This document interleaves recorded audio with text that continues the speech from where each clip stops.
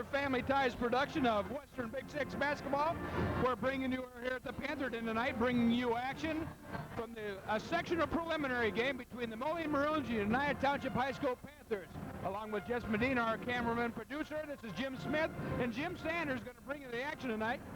Well, Coach, this is the third time around for this game. Panthers have given 2 good runs for the money and come up short both times. Well, what do you think? Carbon copy games, Coach. They've come a long way. Moline has won both games 55-48 and 55-49.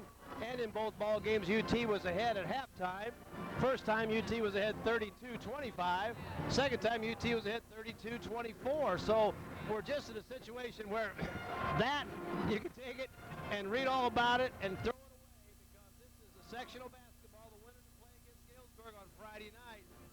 UT, I think, has an excellent chance. Moline, of course, you know, you talk about their ball club, and they've been steady all year long. They're 24-2 for the year. Those 2 losses, 2 hard-fought losses to Galesburg. You know, and you come in with the records, UT 16-9, and Moline 24-2.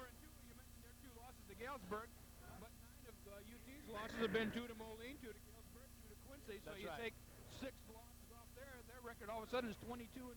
Yeah, no, they're not. They're, you know, and they've been close ball games. Both other than the blowout to Quincy here, UT has been in every one of those games an opportunity to win it. So, you know, you talk about matchups. I guess you talk about the Wilson and maybe the Warden matchup for Moline and for UT. They both kind of neutralized each other in the first 2 ball games. Travis Wilson has had 21 and 17 points, and Warden has had 19 and 18 points. So they've matched up pretty good along the way. We talked about this, I think, when you and I did the Galesburg-Moline game. There's going to be some unsung heroes in a game like this. Right. You know, generally, the primetime players neutralize each other, and somebody's going to come to the front. And tonight will be exciting to see not only which team does that, but which individual does that. Well, you know, and I think the Panthers have to contend not only with Travis Wilson, they know what he can do, but I think the X factor is how do the Panthers deal with Ian Hanovan at 6'6", almost 6'6". Didn't score much the last time over at Wharton Fieldhouse, but he had 5 steals in the game, which account for a lot of points that you don't see in the box score. Well, the other statistic, and we're going to have Tim Sanders going to help us a little bit with some rebounding stats, I think will be very important, because as you mentioned, Hanovan has not scored well in the 2 games against the Panthers, but I tell you what, he's had 12 rebounds in 1 game and 18 rebounds in the other ball game, so that's going to hang in there. D. Hunter, I think, is another name that comes to mind for the Panthers. Right. He's helped with 10 points and 11 points in the 2 contests so far, so it should be an exciting ball game. As the buzzer goes off, we're getting about ready to play, Coach. Well, we do have those intangibles, so it'll be interesting to see. Again, we haven't mentioned this, and the fans probably know, but the Panthers only have 1 senior on their whole squad, so it's a fairly young squad. However, at this stage of the game, 25 games into the season, they're no longer juniors. They're seasoned veterans, and Curtis Brewster come up from the sophomores, has done a nice job here in the tournament so far. So Exactly. we'll wait and see what kind of role he might play. Well, and I think the key, as you mentioned now, they're all experienced players. UT, obviously, these kids, except for Cunningham, are going to have another season. But the key is, I think, going to be, as you mentioned, both teams are very experienced right now. UT is going to be the visitors tonight, and Moline will be the home team. So let's go with the starting lineups, Coach. Well, here we go for the Panthers now. The starting lineups, this has been kind of a set lineup towards the end of the season. First at guard, a 5'7" junior, number 12, Elijah Alonzo. At the other guard, a 6'2" junior, number 15, D. Hunter. Forward for the Panthers, a 6'2" junior, number 23, Tyson Warden, leading scorer and second leading rebounder for the Panthers. Another junior for the Panthers, 6'2", Josh Evans, Hillward, number 33. Big man in the middle. Finally, number 50, Matt Cunningham, the sole senior on the team, another 6'2" player. 6'3" as they have him listed at, but we don't know if he's 6'3" or 6'2". And now starting lineup for the Moline Maroons. Big crowd here for Moline.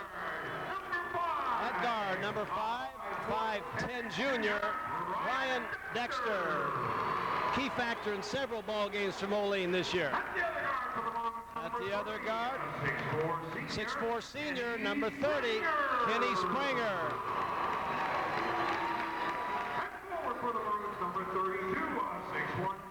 6'1" junior, number 32, Joe Kettner, gets a start for the Maroons tonight. Number 44, 6'3" senior, Travis Wilson.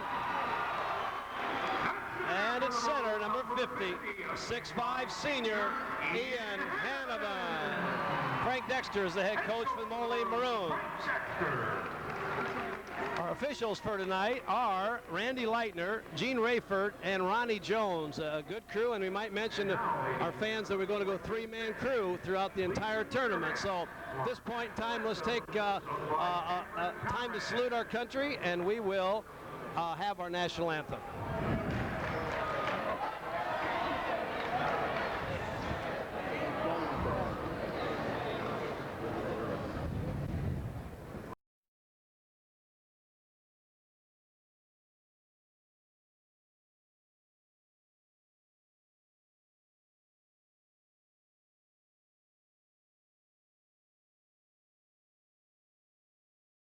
Oh, say, can you see by the dawn's early light what so proudly we hailed at the twilight's vast gleaming, whose broad stripes and bright stars through the perilous fight o'er the ramparts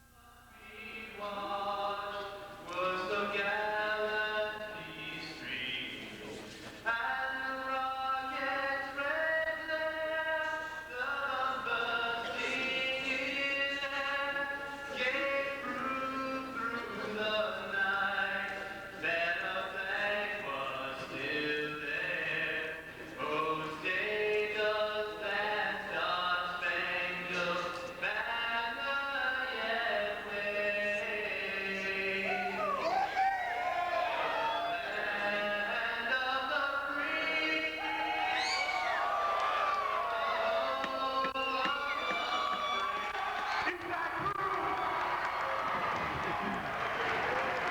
Well, there you have it, the national anthem. Coach, all said and done now. Now we just go play basketball. Yeah. You know, and I think the Panthers are going to look for a little pressure defense out of the Maroons tonight. Some full court press. I was lucky enough to be in the locker room before the game and heard the Panther coaches talking a little bit. I was a mouse in the corner. I wasn't part of the conversation, but we'll look for that. They were talking about their inbounds plays and what they had to have ready and make sure all the kids knew what was going on. Well, our fans have been watching a lot of basketball this year. Obviously, Marcus Morrow, a starter for 2 years for Moline, is not in the starting lineup tonight. He's back with the team after a short layoff, and how much he plays, if he plays, we'll see soon.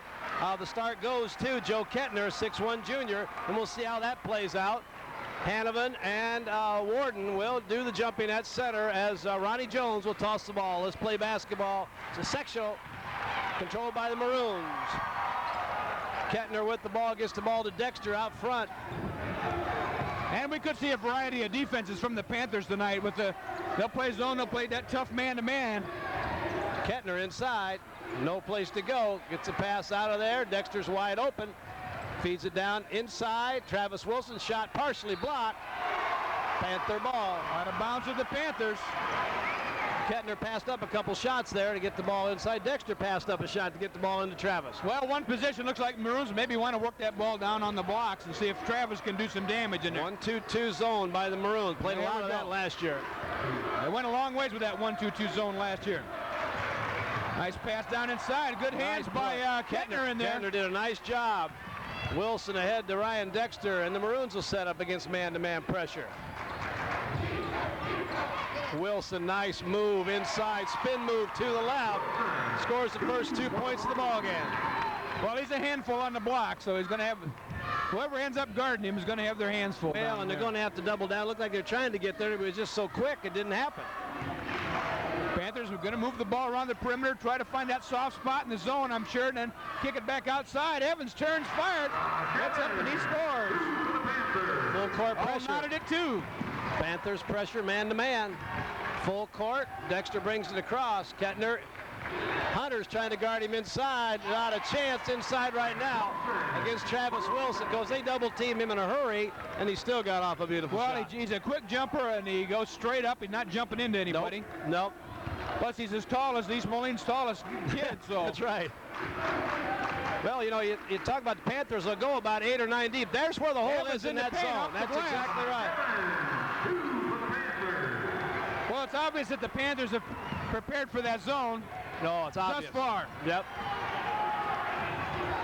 Kettner with the ball. Springer at the top of the circle. Inside, Kettner, nice move inside. Going to be a foul. Count the basket. Kettner took the ball to the glass on a beautiful shot. Looks like it's going to go on, basket's going to count. That will be the first foul of the game, and that's going to go on Josh Evans.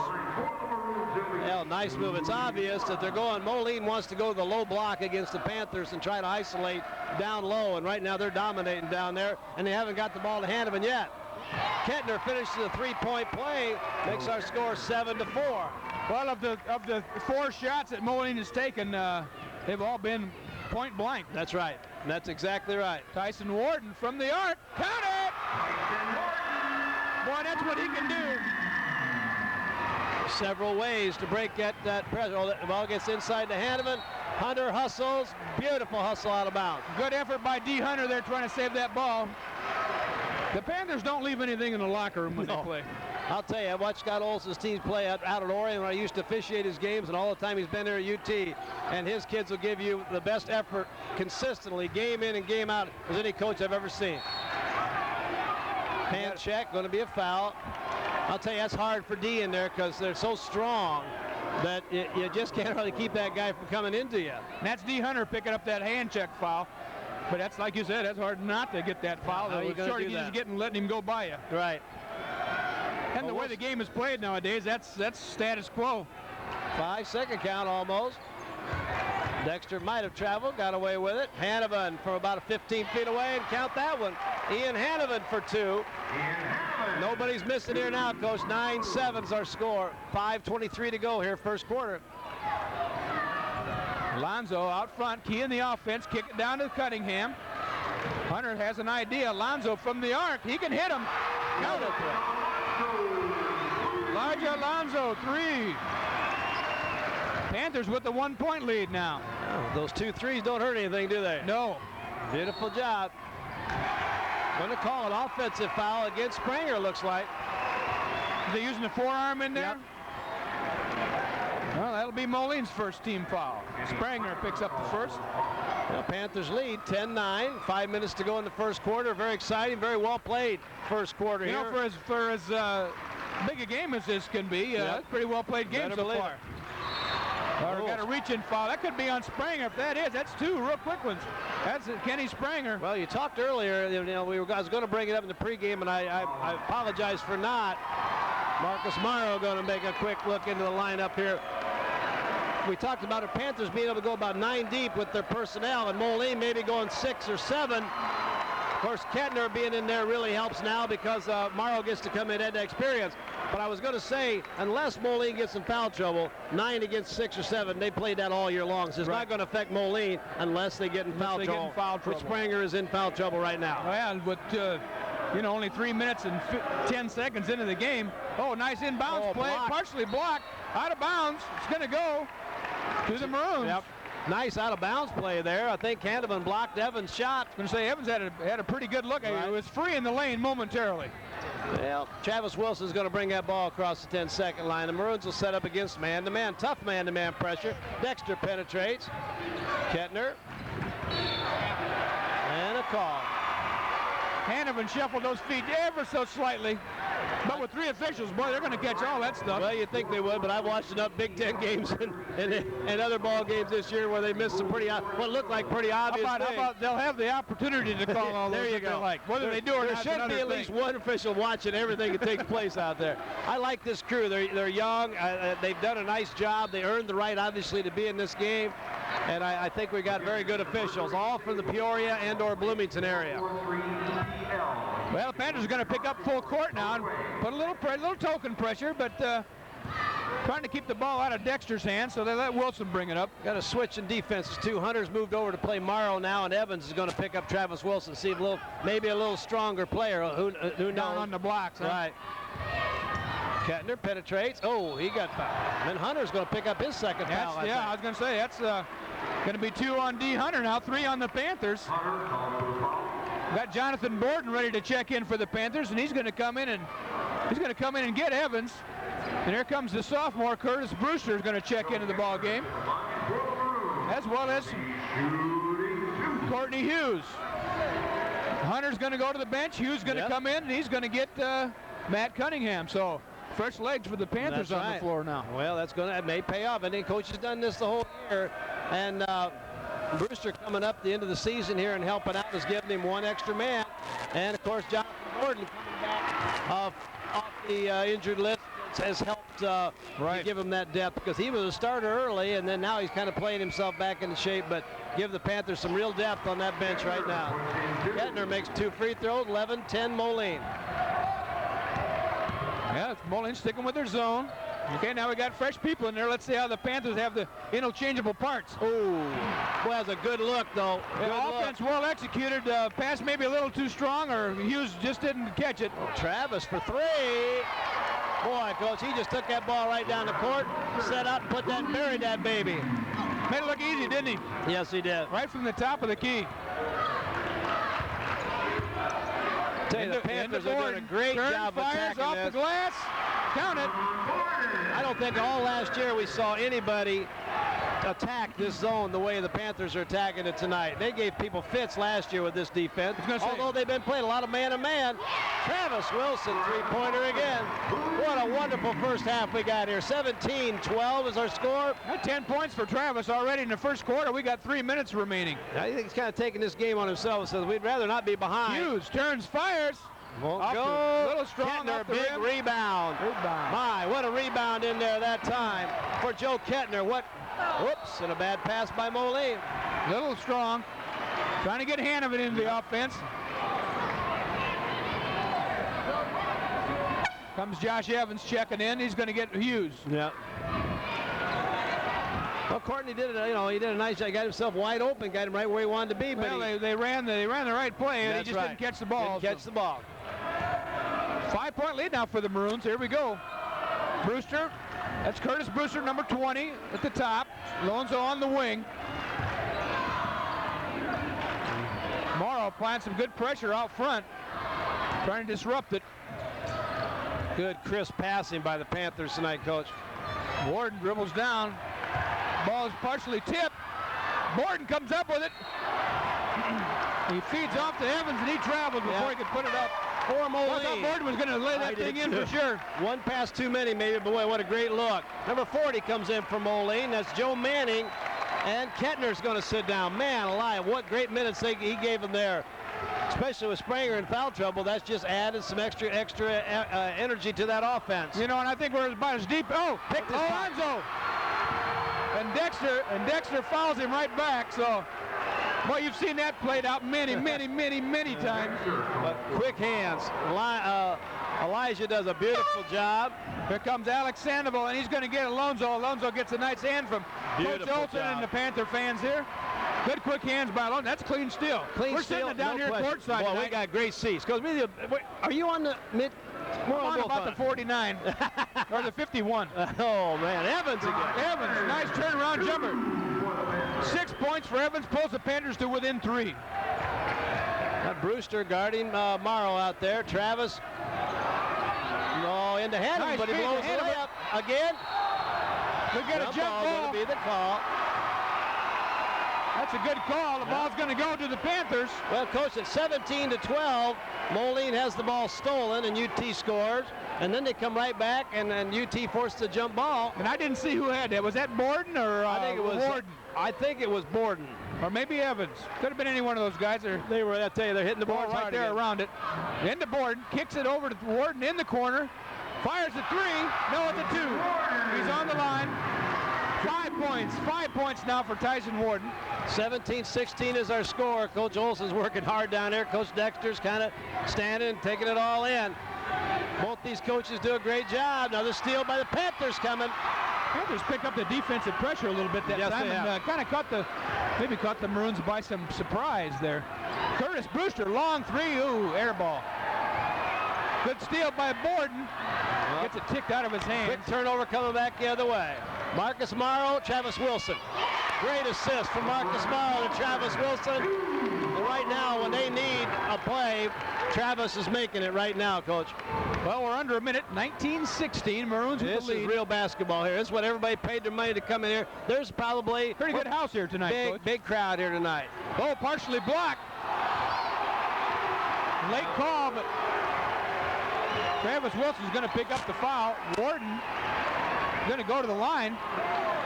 Three shots. Shoot three. The one thing they're doing, UT is making some nice shots on the perimeter, but every one of those threes is coming from farther back than the one before. Well, Brewster launched an NBA three. That's right. Well, and that one I think was pretty much out there too. Well, with pressure. Wilson was on one of the cheerleaders might have fouled him. Yeah, was so deep in the pushed corner. from behind, I think was that call. First one's up and good. 19-17. I got myself positioned just right so I can't see the scoreboard on that end. Well, I'll tell you one thing, though. We at least have a better chance than we have at Moline. Sometimes we get that great booth. We got a great view of the floor. We can't see the board. See the clock or the board. Well, Warden ties it up. Ties straight free throws. 44 seconds to go. 44 seconds to go, Coach. Moline with the ball. A lot of pressure being put on Dexter now. Travis has got the ball. 34 seconds to go. Oh, steal coming by pass. Evans, he takes it to the hole. He's going to be fouled by Hanneman. UT's defense is really coming to the front right now. You know, Moline can't afford to let down at all. They can't take a momentary lapse of anything. Well, and all their passes are within about a half a second of being stolen. There's every pass, every dribble is being challenged from the get-go right now. If UT can play with this intensity, this ball game is going to go right down to the wire, as the others have done. Well, we're starting to see a carbon copy. This is the way the Panthers and the Maroons have played early in the season. The only good news for Moline at this point is that I think they're playing better than they have in the first two meetings, and they dug themselves a little hole by halftime, and this time around we got ourselves a tie ball game with 27 seconds. I was going to say Moline may get the last shot, but with UT's pressure, they may not be able to hold the ball for 27 seconds. Sandoval with the quick hands. Got Dexter bothered. He throws the ball. The ref's not going to like that. Calling that 20-second timeout. Well, we got a 20-second timeout here. We'd like to thank these sponsors for making tonight's broadcast possible. Don Jacobs, Mailboxes and Parcel Depot, Don and Sue Hicks owners. They're up in City Line Plaza in Moline. And, of course, Family Ties Productions. We're always looking for any small businessman who might not have a big advertising budget, but if you give Jess a call at 755-7607, might find a way to expand your advertising horizon. And you and I travel around, and I've been doing the football, and you've done the basketball, wrestling, and so forth, and we've traveled around, and a lot of people watch these broadcasts, more than most people would imagine. And so if you've got a little interest in doing that, please contact Jess, because that's how this thing's going to continue. Got a travel call. Dexter. He got down on his knee and picked up the dribble, and then he stood up, and that's illegal. UT will get a shot at the last shot. Dexter's going to come out. Kettner's going to come in. We'll see if we can break the tie here. Dad and son have a little father-son chat. Inside of 10 seconds, 19-19 tie. Coach Olson up the bench, got a play call. He's got Warden at the arc. He fires it up, short. Ball's loose on the floor, 2-1. No shot. Panther bench kind of wanted something to happen there. Well, I'll tell you, Coach, you couldn't ask for a better first quarter. 19-19 all. The winner of this game plays Galesburg Friday night. We're going to take a short break. We're right back with second quarter action in just a minute.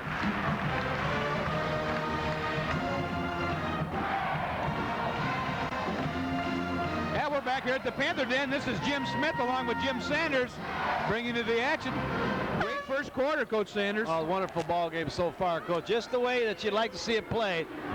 Other than a few turnovers, but most of those have been forced by great defense, great shooting percentage. It looks like we're going to have ourselves a great ball game here, and it should be. You know, and both teams showing their strength. Travis Wilson nets 12 points in the first quarter. He's been their big scorer all year. And the Panthers collectively just hustle, and create with their defense. Here we got a foul inside on Borden. That'll be his first. Well, they're trying to match muscle with muscle in there now and put Borden inside on Travis, so we'll see. Everybody's always trying to get inside Travis's head, you know, because he's been starting for 4 years, returned every single year. I don't think that's going to work. He's heard everything there is to hear. We got a reach in on the floor, yeah. Oh, that's a big foul. Evans called for the foul. 5 team fouls apiece now.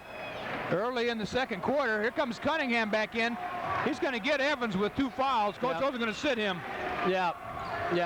Don't want to take any chances there. Oh, nice play inside from Springer to Marcus Morrow on a great back pick. Nicely done. 21-19, Maroons. Moline, now they got Springer out front. That gives him a little different look on the defense. Kind of a 3-2, a 1-2-2. There's the hole. Oh, it's still in the middle. Turns and fires, gets his own rebound, puts up a second shot. Hanneman clears the boards. Coach, when he goes up for a rebound, he's a man in there. When he gets his hands on it, he gets it. I'm anxious to see how he performs at the next level, Coach. He's worked so hard. I expect that he'll be a very, very fine player. Morrow drives. Foul. Going to be a foul on Sandoval. UT's gone with 2 small guards in there right now, and it looks like Moline's going to try to use Morrow and take him to the board with that matchup that's in their favor right now. You know, having come to the 2 games last week in the regional, seeing UT play against Rock Island especially, they went to that 2 small guard lineup quite a bit. Well, you can do it good success unless you get a bad matchup. Against Moline, I think they don't match up as well as they would against Rock Island, for example. With Marcus Morrow, we saw, remember a year ago, they went man, UT playing man, they put Morrow on that low box, and he can play down there as well as he can play outside. But you can do it for a while because they're so tenacious with their defense that ball may not get there. Yeah. 2 free throws and a 23-19 lead. Morrow on a basket and 2 free throws here in the second quarter. Doing a nice job. Panthers are getting good looks. Let's see if they can keep it up. Warden from the corner, just short. Ball on the floor. Oh, they're going to call a foul on it. Sandoval stood his ground. That's a pretty good defensive job. That's a great defensive job there by Sandoval. Anticipating what Morrow was going to do and just held his ground. Well, it became obvious. Of course, there's one of the things the coaches talk about. Pull up. He had Hanneman on the wing. All you got to do is plant, dump the ball off, and Hanneman jams one probably. Yeah. But reach-in foul. That's going to go on Wilson. 1-1 both ways now, Coach. Yeah. Bonus both ways. That's Travis's second. We're in the bonus right now. Both teams are in the bonus at this point. One thing that I like is that right now this game is being called as a basketball game. If they foul, it's a foul. Right. And the players now have to adjust. Those are going to get called.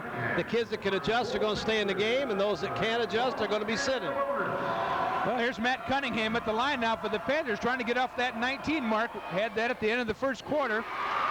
Makes the first one. 23-20. I don't want to turn my head that way. Oh, Morrow. The second, Morrow with the rebound. The Maroons push the ball. Hanneman on a nice point. They do a nice job that time. That ball went from Morrow to Kettner to Hanneman, and what a beautiful play. Made that look easy. It came down, nice little entry pass. And Hanneman uses his body so well down on the blocks. It's hard to keep him out of there when he gets the ball down low. And he knew where to be. inside-outside game. Sandoval looks to get rid of The it. Panthers have found that opening in the middle. If they can just put a guy in there that can make that shot like Evans did early. Right. They got something going. There we go. They're setting up again. There's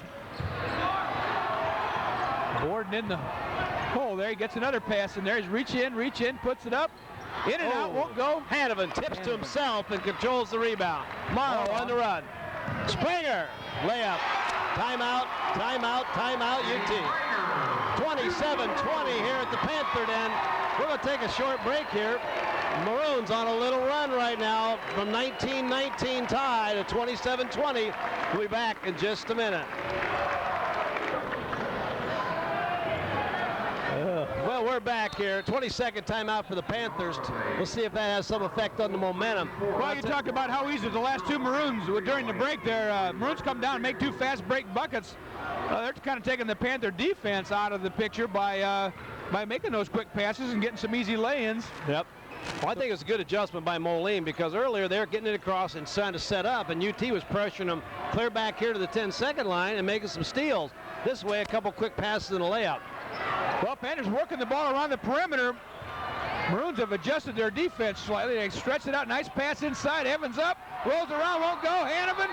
You're going to get a foul on Evans. That's going to be a big foul. If that's on Evans, that's 3. Yep. And I believe that's who Hanovan it's had a going to nice be. position on the inside there, and Evans got him across the arm. We'll go to the other end as Courtney Hughes up off the Panther bench. He's going to come. Evans has got to sit now the rest of the half with 3 fouls. Yeah, we got several guys with 2, Coach, so it'll make a difference. Obviously, the Panthers have found a way to get the ball inside against that 1-2-2, and it is. That's where the hole is against the 1-2-2, is high, near the free throw line, and in that lane. Now all you got to do is have a guy that can put that ball in the basket. Somebody's got to knock them down. Right. Make Moline change their defense. And well, so here's far, Hanovan. Evans has hit a couple. And Borden hit one. Hanovan hits the free throw, 28-20, and slowly but surely the Maroons build this lead, and the Panthers have not done much here in the first 3 minutes of the second quarter. Brewster with the rebound. He brings it. He come in and on the timeout. Sandoval against Morrow. Morrow's going to reach in. The refs are calling him. They're calling him consistently. You got to say that. Well, and it's a foul. I can't. You and I have sat together watching some basketball games in this gym this year and not doing TV as often as we certainly would like to do. But there have been games that are way, way, way too rough. And the game isn't designed to be played like that. This is the way basketball is designed to be played, where the athletes that play good defense, move their feet, quick hands, can steal the ball and make plays. The offensive players can take a shot without getting killed. The ball does not begin at the elbow. No, obviously, with that's right. Exactly right. And kids who have made drives or trying to move with the basketball aren't getting pushed clear out the 10-second line either. Panthers looking to play. Look out. Oh, my. Great pass. Springer to Hanovan, and they solved that press defense, Coach. 30-22.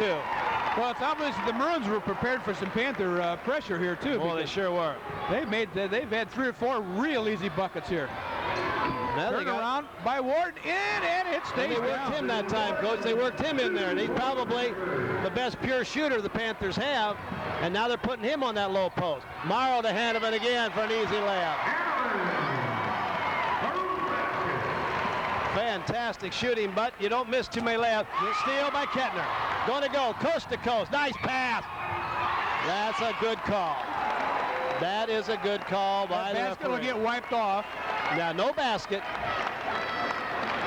Bonus coming up for Moline. Boy, Kettner did a nice job on that steal. Here comes Cunningham and Borden back in for the Panthers. Hughes will sit down. Brewster will sit down. Now, that time, Kettner did a good job of avoiding the contact. He made Sandoval go out and get in front of him, and of course that's a foul on the defense when you slide sideways like that.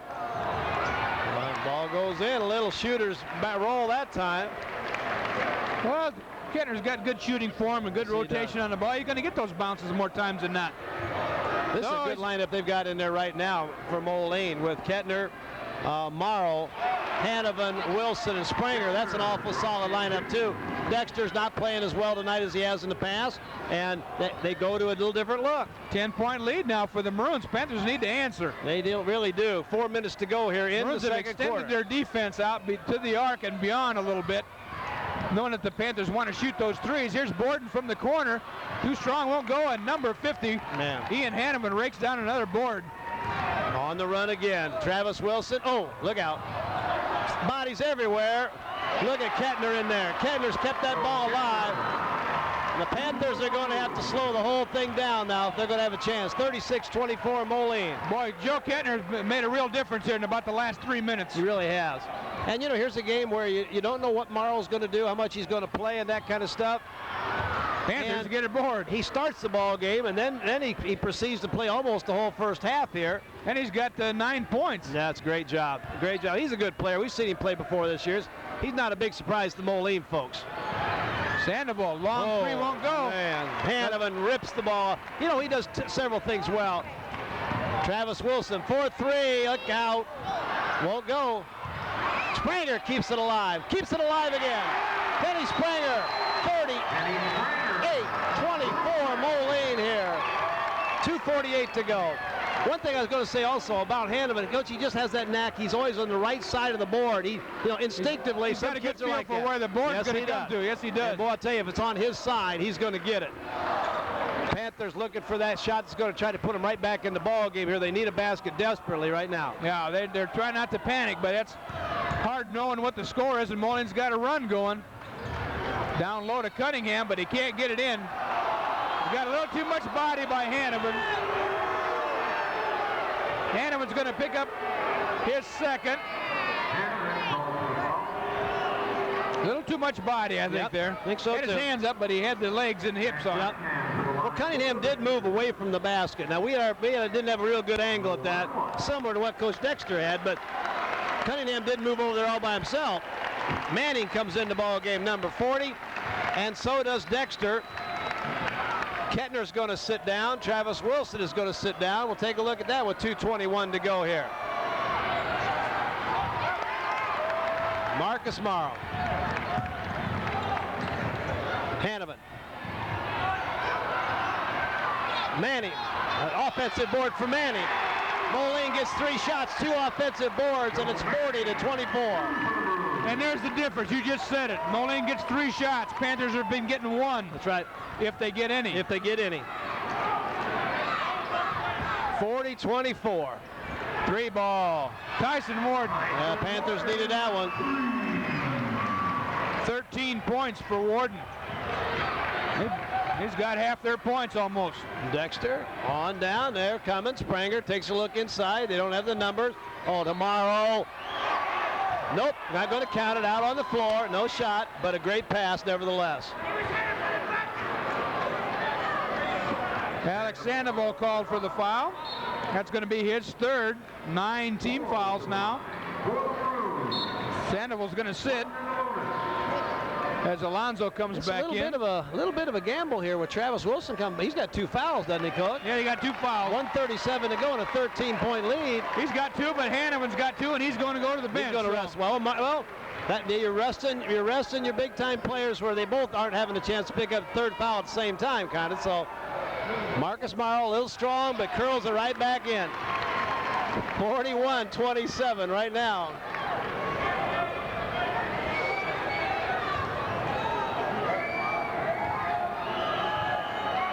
Marcus Morrow. Nicely done. Talk about rebounding, Coach. Hanovan's got 6 rebounds already. We talked about Morrow on a steal. Whoop, he's going to get called for a travel. He's an athlete, Coach. That's great anticipation. Man. The Maroons are doing now what the Panthers did to the Maroons earlier, where they got a little lazy with the passes, you get a little nonchalant, and they're going to pick them off.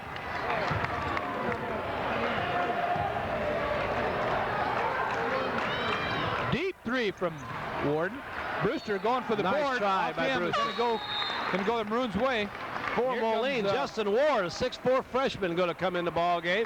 He's going to give Springer a rest. There's another player with 2 fouls taking a rest here. Coach Dexter doing a nice job. All he's got out there now is Travis Wilson with those 2 fouls. He can get everybody to that second half with nobody with 3. They're in good shape. Travis, Marcus Morrow, Manning, and the Maroons are going to set up with 1:08 to go. This helps the Panthers a little bit because at least they're not making layups off of this thing. Manning, nice pass. Dexter for 3. Count it. 3 ball for Ryan Dexter. 45-27. Well, I was just going to comment the Panthers make the Maroons run some offense that time, but they ran 3 instead of 2. They ran darn well, too. Well, there wasn't any panic in their eyes that time, Coach. Alonso! Oh, long man. 3 won't go. Panthers, Brewster battling. Goes to Warden. He kicks it down to Cunningham. Fake, turn. Marcus Morrow on a big rebound. Maroons on the run. Stop, pop, long. Manning has that rebound. Does a nice job. Inside. Big freshman Justin Ward tried to muscle one up there, but just didn't get it with 17 seconds to go. 45-27, 18-point lead now. Nice pass from Dexter's Warden to pick up Warden. a He's foul. fouled by, I think that Dexter coming down. Yeah, Dexter, number 5, is going to pick that foul up. We're going to shoot 2, I believe, here, Coach. Yeah, that puts him in the super bonus now. Dexter with the foul. Here comes Kettner back. He's going to go in and get Wilson. Very, very smart move here. Very smart move. Wilson doesn't like it, but Coach said, but you also understand that this guy over here on the sideline with the brown sport coat on is in charge. Right. And he wants you to play the whole second half. So just come out of the game. You're going to have to come down here and sit on the bench, that's for sure. I don't like that, Coach. I don't like that I'll say it at all. on the air. No, I don't like that either. That's showing the coach up. Coach, I thought he had outgrown that. You know what I'm saying? And we are not critical people over here on the bench. No, we're not. But I thought he had outgrown that. But if he's going to do that, then he's got a lot of growing up to do. There isn't a basketball player or fan in this stands that knows anything about basketball doesn't realize he needs to be sitting his butt on the bench right now. That's just good coaching. Morrow pulls up. Stop, pop, 2. As time runs out, Moline builds a 47-29 lead. Coach, we're 19-19 at the end of the first quarter. Moline builds it to 47-29 here in the second quarter as we go to halftime. 4-4-3 EPL. Number 3 Sable needs to be moved before it is towed. Well, we got some stats here. Boy, the Panthers, I'm just looking down at my book. They scored 2 baskets in that quarter. Wow. A 2 and a 3 by Tyson Warden. Everything else was a free throw for their 10 points. The Moline, on the other hand, scored 1, 2, 3, 4, 5, 6, 7, 8, 9. 9 twos and a 3, plus added 1, 2, 3, 4, 5, 6, 7 of 8 free throws. So that's why the score right now is 47-29. Well, you know, you say, well, we scored 10 points there for the Panthers. That's not all that bad, but I don't know what my math is. So we got 28 points for the Maroons. Right. So, well, let's take a break here. It's halftime here at the Panthers Den. The winner of this ball game advances to play Galesburg in the sectional championship game. And right now it looks very, very good for the Moline Maroons as they lead 47-29. We'll be back with second half action in just a minute.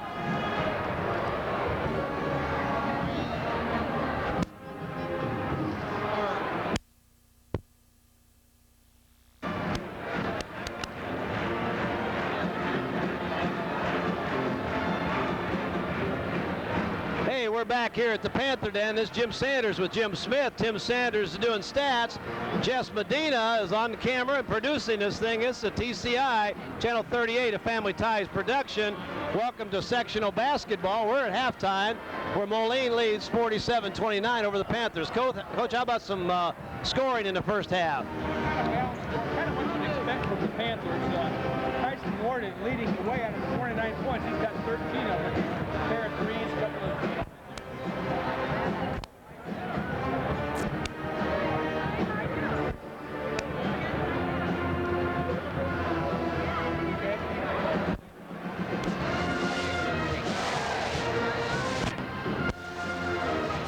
Got me? All right. Okay, we got our technical difficulties have been improved. Like I said, I was saying that the scoring for the Panthers is about like you'd expect. 13 out of Tyson Warden, 13 of their 29. Nobody else near double figures. Josh Evans, 3 buckets in the first quarter for 6. We had 6 early, Coach. Jonathan Borden with 4. Alonso with 1 tray for 3. Alex Sandoval a couple of free throws for 2. Matt Cunningham with a free throw. For Moline, pretty balanced. Their big scorer was Travis Wilson, 12 in the first quarter. Didn't score a point in the second quarter. Didn't need him. No, didn't need him. Everybody's all making layups at that Ian point in time. Hanovan, 9 points, 4 buckets in a free throw. Joe Kettner, kind of a surprise scoring-wise. He's a good, solid basketball player, but I don't think they were counting on 9 points out of Joe Kettner. Well, Kettner came in with a 1.3 scoring average. Marcus Morrow, 8 points, all in the second quarter. Yep. That kind of picks up the slack for where Travis left off. Exactly. And then Ryan Dexter pops through a 3 for his 3 points in the second quarter. Well, domination on the boards by Moline. Our stats have Moline with Hanovan had 7 rebounds there, and something like a 13-4 rebound edge over the Panthers, Coach. That's outstanding as far as controlling backboard is concerned. And we'd be remiss if we didn't talk about Kenny Spranger's 2 buckets in the second quarter for 4 points. So Maroons really spread it around in the second quarter, and as a result, pulled away. Yep. Well, here we go. Panthers have the ball to start the second half. They trail 47-29. Evans down low, turns and fires. Well, he scores first. He can consistently get that ball inside. He's the one threat they have inside that's going to score on a regular basis. Keep feeding him that ball. Panthers are going to press, and Hunter steals the ball. D. Hunter down the lane, puts it up. Won't go, but got a block call. That's going to go on Kettner. Yep. Well, the Panthers that time, instead of playing that pressure man-to-man defense, jump into a little trap there at the half-court level and did a beautiful job. Kettner's picked up his first foul. Well, they dribbled right into the trap that time. Came across the 10-second line and picked up the dribble. Both bad ideas against a half-court trap. D. Hunter going to the line. Been a fairly consistent player for the Panthers this year. He really has. Really has. Strong defensive player, handles the ball well. Well, you know, he's taken some very good players out of ball games this year with his defense. The only problem is when you got to try to play somebody like Travis Wilson, D just right this year, at least as a junior, isn't strong enough to cover him. Panthers picking up the defensive pressure. Springer, 3, Springer. 50-31. Beautifully done. Good ball. Moline is looking real sharp. And if they continue at this pace, this should be a fantastic game Friday night. Evans again. Cunningham to Evans. That's a nice dish from Cunningham. Cunningham did a nice job there, Coach. Beautiful pass. Now going a little bit three-quarter level with Hunter picking up early. Alonso and Warden are going to pick up as they come across, and there's your trap again. Moline wasn't fooled that time. Dexter's got to be a little careful with that one dribble and then picking that thing up. Three-pointer coming for Wilson. Nothing but net. Man, 53-33. If he gets squared up, he's going to make those. I do believe. Well, and there have been some people talking, this year about what a great player he is, and can he shoot the ball as a guard, at the college level, a point guard maybe even. Wilson, great hustle, out of bounds, saves it in, and Kettner with the ball. But Coach, he shoots the ball like that, he can play for anybody. Yeah, no doubt. And I'd like to see somebody take about a 6'2 guard. Oh my, a 6'2 guard and try to play him down that low post. Boy, Kettner, nice dish to Hanovan there for another easy bucket for Hanovan. Very unselfish play by the Maroons. A 22-point lead now. Evans wide open, but he doesn't quite know it because his back's to the basket. I didn't know how open he was there. Alonso out front on the dribble, finds a hole, puts it up, too hard. Big rebound. Hanovan just cleans the boards off. Dexter Kettner, nice pass again, wide open 3 again. Won't go this time for the Maroons, but they're getting great looks. Great looks right now. They're getting wide open shots.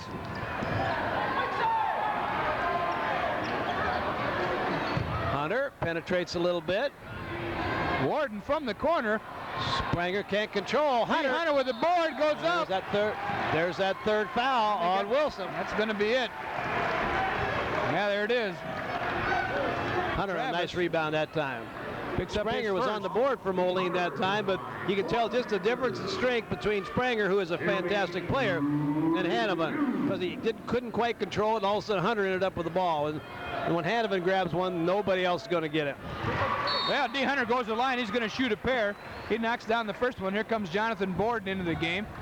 He's going to get Cunningham out there. Matt Cunningham. Well, Borden's going to try to play in that opening in the middle there in the lane against that zone, and he's probably a better shooter than Cunningham is in there. Well, and he's had the opportunity to sit over next to the coach and say, Coach says, here, see how that's going, and so go ahead and take that shot. Exactly right. Moline breaking the three-quarter court trap. Panthers drop back and they're going to play it at the half-court level. They're reaching a little bit, making some good moves. Moline crowd is wanting to call that as a foul. Kick, great defense by Hunter. Kick like that, of course, it disrupts your offense. Now Moline's got to get the ball back in bounds again, get it across 10-second line again, and try to reset. Every time they do that, the Panthers have a chance to play better defense. And here we go. We got Hunter. Alonso going to work the ball. And there's a bad pass. Just what UT needed. And that wasn't. Oh. Hanneman couldn't quite hang on to that one. Yeah, here we go. We got a player coming in. Morrow's going to come in the ball game, and Dexter's going to sit down. Panthers going to have the ball underneath their own basket here on out of bounds rebound off the Maroons. I'll go back and talk a little bit about what we did earlier. I think the officiating crew's doing a nice job. The kids are playing basketball. Partially blocked, looks like that time it's going to be Moline ball. Tyson Warden wants a foul. Hanneman was in behind him, didn't have his hands up, but I think he bumped him with the body because Ian was trying to get out of there. Warden kind of jumped back into him. Hunter on the floor for the ball. And a jump ball. Good hustle. Going to go to the Maroons. Good hustle. Coach, I like the way D plays basketball. He's very aggressive. He hustles all the time. I guess we can sit here as two football coaches and talk about what at least I've seen as a change in him this year, right, in basketball, strength-wise and everything else. And I'm going to say that playing football this last year had something to do with that. You know, and as football coaches here at UT, we've good call. Got an illegal pick set up that time by Kettner. Yeah, he was moving. He had his feet moving just ever so slightly. Kettner called for the foul. So he picks up 2 second-half fouls. Yeah. 3 for the Maroons. Back to D. Hunter. The football coaches, D's effort and improvement haven't gone unnoticed, and you know, we're looking for big things out of D next year as a receiver, defensive back type, because he's well, it takes a year. You never play the game at all. It takes a year to kind of get used to hitting and getting hit and all that kind of stuff. Moline's got Manning in the ball game. Hanneman hits off the baseline wide open. He'll make that shot a lot. 57-35, and UT's playing better, but they keep getting farther behind. Yeah, and UT's getting pretty good looks. They're just not making them, and they're getting one shot. Moline's cleaning the glass pretty good right now, as they have the first half. Yes. And they're staying with their zone, basically. Find a little hole. Evans from the baseline. Josh Evans. Well, he's done some streaks, hasn't he? He's got 3 third-quarter baskets to match his 3 first-quarter baskets. Spranger. Well, nice tip out by Spranger that time. Travis Wilson for 3, short. Manning, my mistake. Manning trying to control that board, but can't do it. Lonzo comes up with the ball. Quickly to Warden. He fires for 3, knocks it down. So Warden adds 3 to his 13 in the first half for 16 points. 5 quick points by the Panthers. Spranger to Hanneman. Power. Got it. Old-fashioned three-pointer coming here, Coach. That's going to go on Warden. Tyson Warden, that's his first. I've been very impressed. I haven't seen Moline play for a while, and man, they passing the ball well. Here comes Alex Sandoval for Alonzo. Hanneman going to go to the line, like you said, to try to complete the old-fashioned three-point play. Yeah. 3:01 left, 19-point Maroon lead. Yeah. It went from 22, and then the Panthers had 5 straight, and now it could be answered here with 3 coming back the other way. 60-40, Maroons. Yeah, the Panthers going to have to continue running offense and hope that there's some major breakdown by Moline at this point in time. Not going to get that one there. Too many leapers in the middle for the Maroons. That's a tough pass to try to force in there. Get that ball to Hanneman here pretty quick, because he's isolated down low there. Manning. That's a soft little shot, Coach. I didn't think I had a chance. That baby laid right on the rim. That ball wanted to climb out, but he had a little, like you said, a little shooter's touch. Well, you got, with Kettner playing well, Manning playing well, Justin Ward giving him some quality minutes as a freshman. Their depth is looking better all the time for Moline. Good offensive rebound there by D. Hunter. Yes. Warden on the baseline, pull up, jumper off the side of the bankboard. He was going to pick up a foul. You just knew it. He was determined to get that one. And the official said, "Okay, you want it that bad. I'm going to give it to you. Quit wasting our time out here." I'll whack you a couple times there. Aaron, he's going to go have a little chat with Coach Olson. Yep. Well, we'll see what the Panthers do defensively. They played tough man-to-man pressure. Start the second half, they go into a three-quarter court, kind of a token pressure here with Hunter out on the point, and then trying to force you to get across the 10-second line and then go to a half-court trap. But the Maroons did a beautiful job of passing the ball. Great pass to Hanneman. Great pass. Morrow to Hanneman. Great assist. 64-40. Hanneman, 9 points here in the third quarter. We're going to call Morrow for traveling coming out. Feet coming out. I was looking away. I didn't see it. He must have. That's a hard one to call because the official who made the call is the lead should be heading the other way, and there's a guy 2 feet away from that play. But if you see it, you call it. That's all. 24-point lead now. Man. Evans kicks it to Sandoval. Eyes the bucket. Hunter. Block shot by. Look out. Oop. Oh, Manning's going to pick up a foul there. He was looking to get it to Travis after the nice block. That was a slammer coming, folks. No. We'll never know. Manning called for the foul. Joe Manning picks up his first foul. 4 team fouls now on the Maroons. 1:32 left here, third quarter. Panthers will inbounds on the far side, or the near side, as you look at it. Yes. That was our hardest problem. We went to Rock Island and did football games over there. Nice move. We had the camera. We had wide receivers to the left, and over here the camera, it's the right. We had all kinds of trouble there. Morrow pulls up. No, nice rebound by Brewster. Nice rebound. He's getting some quality minutes here in his sophomore year. Evans from the baseline. Boy, there's a bright spot, too, for the junior. 10 points for Evans in the third quarter. Gives him 16 on the game. Morrow to Travis Wilson. The Maroons will set up now. Nice attempt at a steal there by Sandoval. Morrow in on the low post, knocked out of bounds, and stolen by Evans. Beautiful job. Nice work by the Panthers. Oh, didn't need that one. Marcus, you didn't need that one, but sometimes you think you can get in there and get it. You know? Nearly error-free Moline play in the first half, but now they're, you kind of look at that board and you can't help but do that. 20-point lead, 43 seconds to go in the third quarter.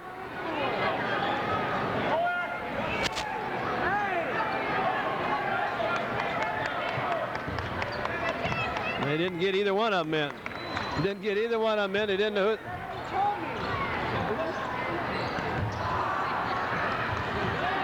That ball goes out of bounds.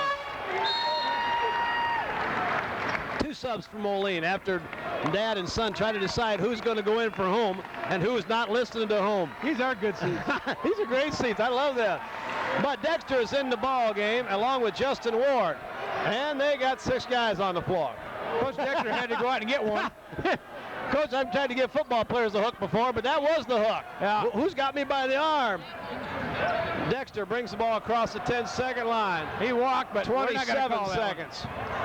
And look like Moline's going to try to hold for one shot. What are the chances they're going to get it all the way down to without a turnover here? Well, we'll just shoot it. Oh, in and out. Brewster gets a nice push off and rebounds well. Sandoval.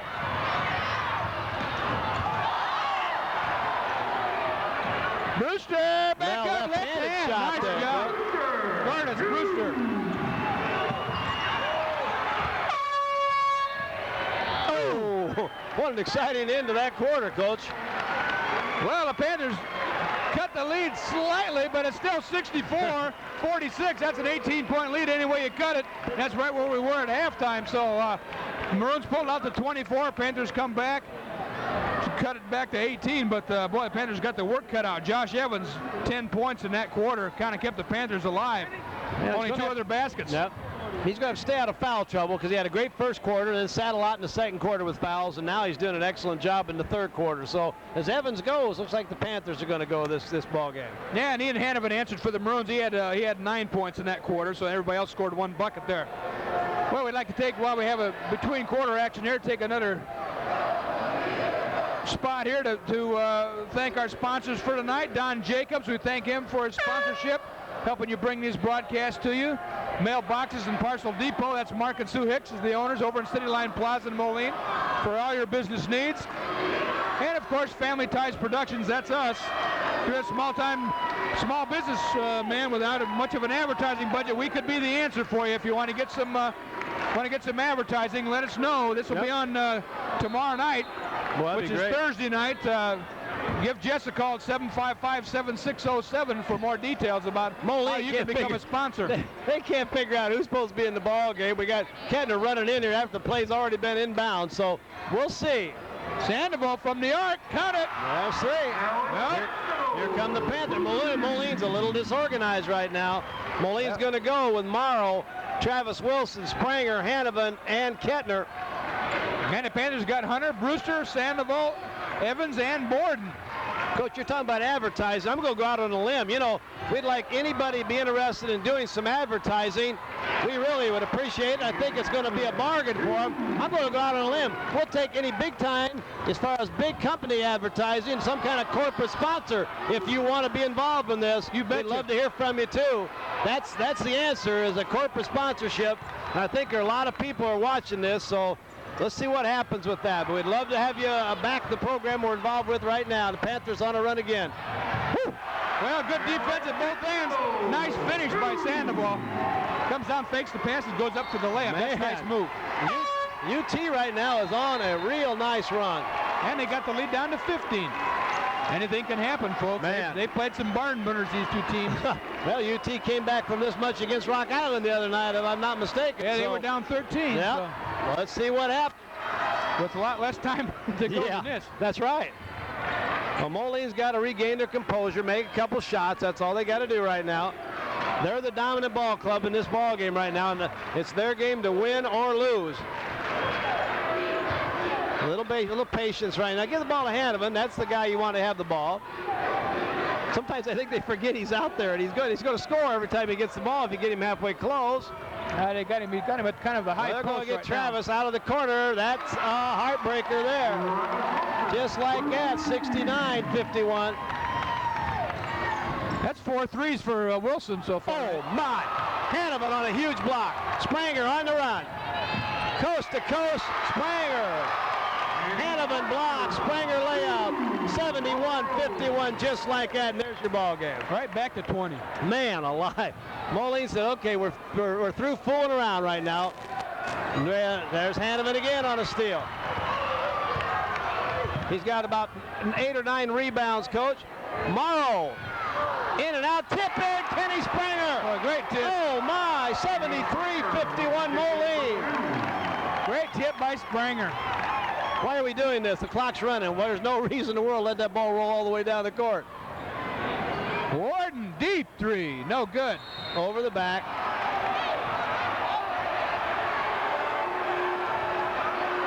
Yeah, foul's going to go on Morrow, and then Evans and he bumped into each other. Both quickly backed off. Manning's going to come in the ball game. I'm going to take a wild guess. Morrow's coming out. Well, that's 4 fouls on him, too. Yeah. So the Panthers will be in the bonus.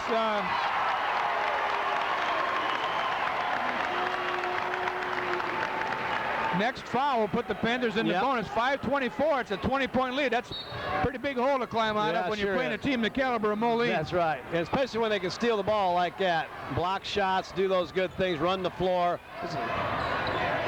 Nice Warden. Nice move to the baseline. 18 points for Warden now. Spranger brings that ball across, gets it over to Manning to Kettner. Kettner gets hand check. Brewster got his hands on him. Curtis Brewster, first foul. That's only 3 fouls now on the Panthers. So they can be very aggressive still, and if they can get a few steals, why, who knows?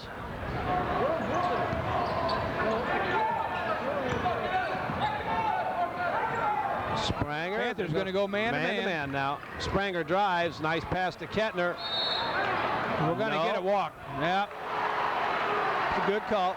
I didn't see his feet, but I saw his head moving. Boy, that'll get you. That'll get you every time. Warden, another. Oh, that's a two-pointer. I couldn't see his feet, but I knew it was close. Well, 18-point, back to 18, 73-55. Oh. Wild pass out of bounds. Coach Dexter says, hey, let's get a timeout. Coach Dexter says, we'll take a 20. And why don't we take a quick 20-second break here while I compose myself and look at the scorebook. We're back. Okay. Just looking. Panthers have actually outscored the Maroons here.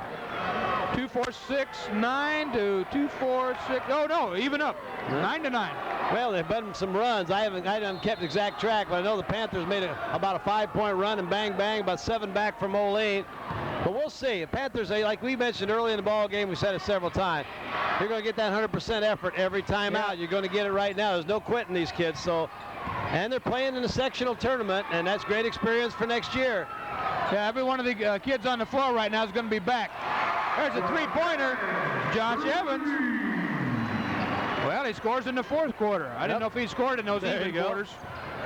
Travis Wilson with the ball. Panthers 15. Jeez. Ball's on the floor. We got a jump ball. And the ball's going to go back to the Maroons on an alternate possession. Well, Panthers are still reaching and knocking that ball loose and creating potential turnovers. Moline well, ball. 4:07. Maroons will get the ball at their end line.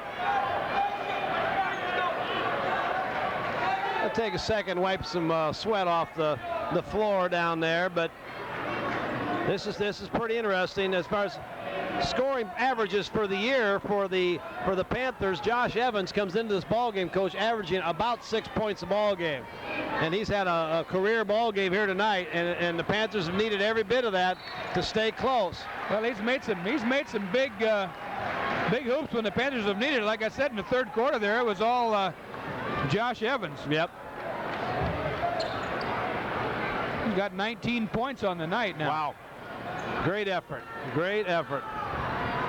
Tyson Warden with 20. If my math is right here, yeah. Moline's they're going to stay with that zone. There's no question about that. Hanneman's going to pick one up here now. Warden trying to drive to the baseline. Hanneman can't get his feet going. That's 3 on Hanneman. That'll put the Panthers in the bonus.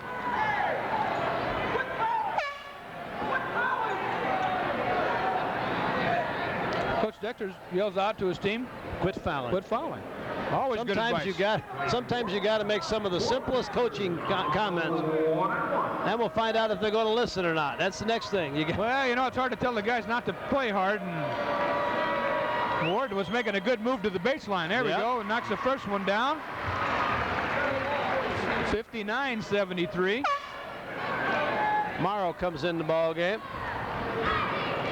He may not be able to hear, but he did come right in the ball game. Going to come back in, brings his 4 fouls with him. Yep. With 4 minutes to go, Coach Dexter says, why hold him on the bench, huh? At this point in time, it's not going to make that much difference. Tyson looking to cut it to 13. However, I was going to say, you need your best players in the ball game, especially your ball handlers now, and they need something to happen. 13 points in 4 minutes. Anthem with the ball tomorrow. Maroons will set up with Travis was on the point. Rotates off the point now. Kettner. A little delay action here. They're going to spread the floor a little bit. Panthers going to pressure the ball. Wilson thinks better of it. That's not a bad move at this point. Back to him again. He's not going to give this one up. No, I'll get 2 of those. I'm going to get one of. Oh, Spranger almost follows that up. Oh, tough play. Tough little pass there. Warden couldn't handle that. And the Panthers needing the basket there in the worst way. You know, and they know they got to score quickly, so they were out running hard, but just couldn't quite handle the pass. So here we go, Maroons ball. Hanneman. All right, put it. And the Panthers can foul. They got some fouls to give here right now, so this may not be a bad time to start doing that. Well, take a chance on some steals and off the dribble. Spranger with the ball out front. Panthers trapping. You'd think they'll start fouling eventually, but that's right now. Moline has thrown the ball away a few times to help him out. Kettner gets a shot blocked. Crowd doesn't like that call, but all I saw was ball. Evans with the block. Brewster, long three. And that's a great shot if it goes. That's right. That's one of those where it's oh no, and if it goes in, it's a great play. And the Maroons are still trying to take some time off the clock, but they haven't really got into sync here with this delay game. There it is, back cut, then way lose it out of bounds. Boy, that was going to be a nice play. Good look by Hannum, and he spotted Wilson coming strong across the baseline, and Travis might have just taken his eyes off the ball. So we're still at 13-point gap with 2:25 to go here. Man. D. Hunter on the drive. Another foul. Well, the Panthers can score with the clock not running, which is what they want to do. That's going to go on Kettner. Needs a timeout, coach, in the worst way right now. They really need to get reorganized here. Moline is going to take a timeout with 2 minutes, 23 seconds to go. Moline leads 73-60, but the Panthers are on a run. Do they have enough time? We'll find out in just a minute. 20. Well, we're back here at the Panther Den. This is Jim Sanders with Jim Smith. This is TCI Channel 38, a Family Ties production. We got Jess Medina on the camera tonight. Tim Sanders helping with stats. We've got ourselves a ball game, Coach. Well, it's been an uphill struggle most of the night for the Panthers. The Maroons have slowly pulled away, steadily pulled away. Every time the Panthers make a little run, the Maroons answer back 4 or 5 points. Yep. And they're in the middle of a little bit of a run here. We've been stuck on this score, 73-60, for a minute and 37 seconds. So, yeah, D. Hunter took care of that one. So, D knocks down the first one. Going to get a bonus here. For what seemed like a nice, easy night of work for the Maroons, for Coach Dexter, is becoming a long fourth quarter. Here comes Jonathan Borden back in the game. He's going to take out. He's going to come get Brewster. Panthers going to pick up full court now. Make the Maroons, if nothing else, play up tempo. Yep. And Maroons got away from either that or the Panthers made some really good adjustments to that fast break because they haven't had an easy basket in quite some time. Block shot. Wilson keeps it alive. Wilson keeps it alive. Hanneman actually kept that ball alive to Wilson for the basket. That's a big hoop. That's a big hoop. Panthers stop there. They potentially could get it to single digits. As it is at 75-62. Man. Evans in the lane. He's having a great game, Coach. Great ball game. 11-point lead for the Maroons. Now they're going to set it up. Get it back out to Wilson. Now they got a foul. And there's Coach one. Olsen trying to get the Panthers to foul, and Alonzo finally gets the message. Well, you know, the other thing is, too, sometimes not having fouls hurts you in this situation because now they got 2 more to give. They got 2 more to give, and you got to chase guys around, waste 8 seconds, 10 seconds maybe. Right. Minute 41 is all that's left here, and they trail by 11. Well, but that can happen, too, though. That can happen also. Tyson Warden brings it down quickly, finds D. Hunter on the baseline, goes up strong, puts it in. And 9-point game, Coach, and a foul. And it's been single. This is the first time it's been single digits for a long time. Jonathan Borden, a little too close on the defense. He picks up his second foul.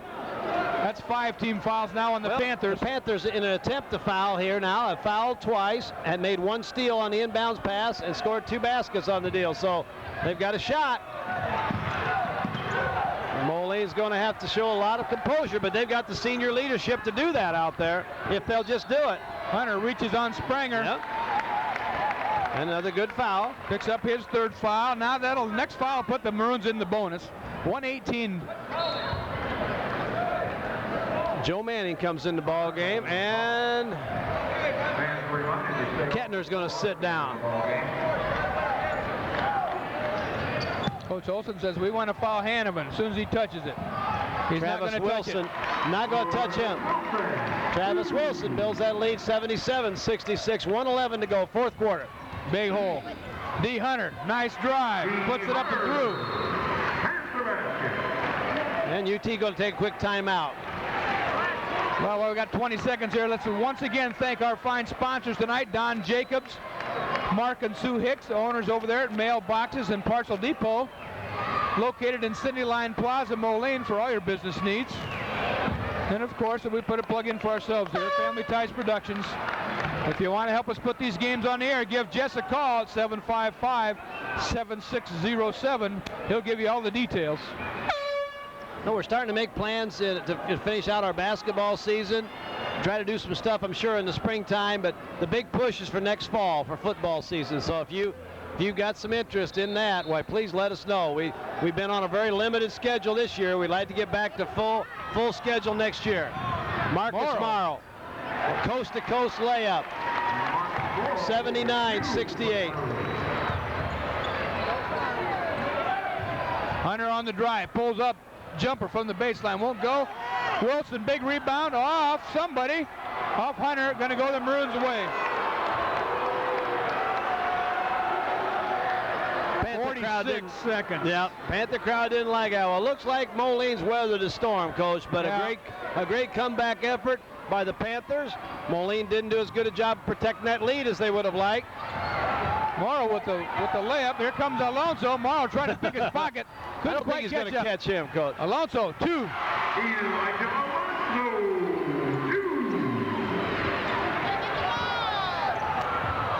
Oh, Warden almost with a steal. Manning says, I'm not taking it anywhere. Marcus Morrow on an easy basket. Panthers can't catch up the foul. 11-point lead, 17 seconds. Moline's going to advance. Jonathan Borden answers.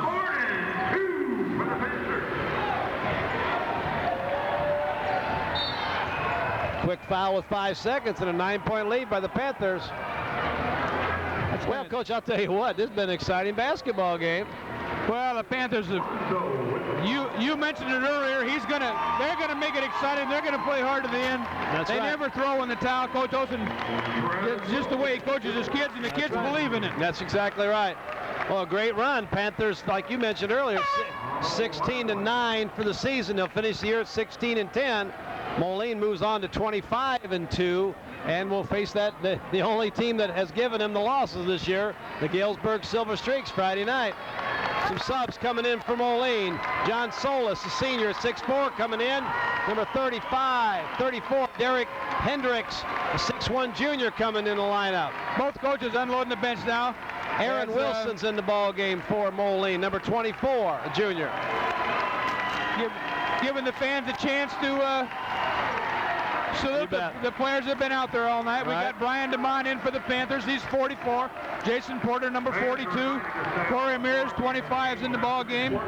Ian Scott, number 10, checks in. So in for Moline is number 42, Ryan Scannell, in the ball game as Travis Wilson makes a free throw. It's been a great basketball game. Hard fought, 10-point lead, 5 seconds to go for Moline.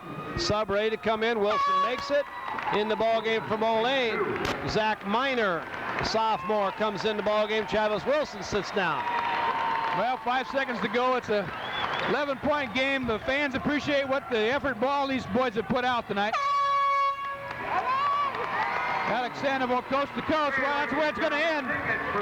83-72, Maroons prevail, but not without a little consternation towards the end, Coach. Well, I'll tell you, kind of a game of run Moline in that second quarter. Looked as good the high school basketball team as I think I've seen in a long, long time. The Panthers stayed with the pressure in that fourth quarter and came back to where they were down by 9 a couple times. Just couldn't quite ever get over the hump. Every time they got to 9, Moline put it back to 11. 21 points for Josh Evans in a losing effort. Like you said, a career game. What did he bring in? A 6-point average. Yep, 6-point average for the year. D. Hunter with 2, 4, 6, 8 points in all in the second half.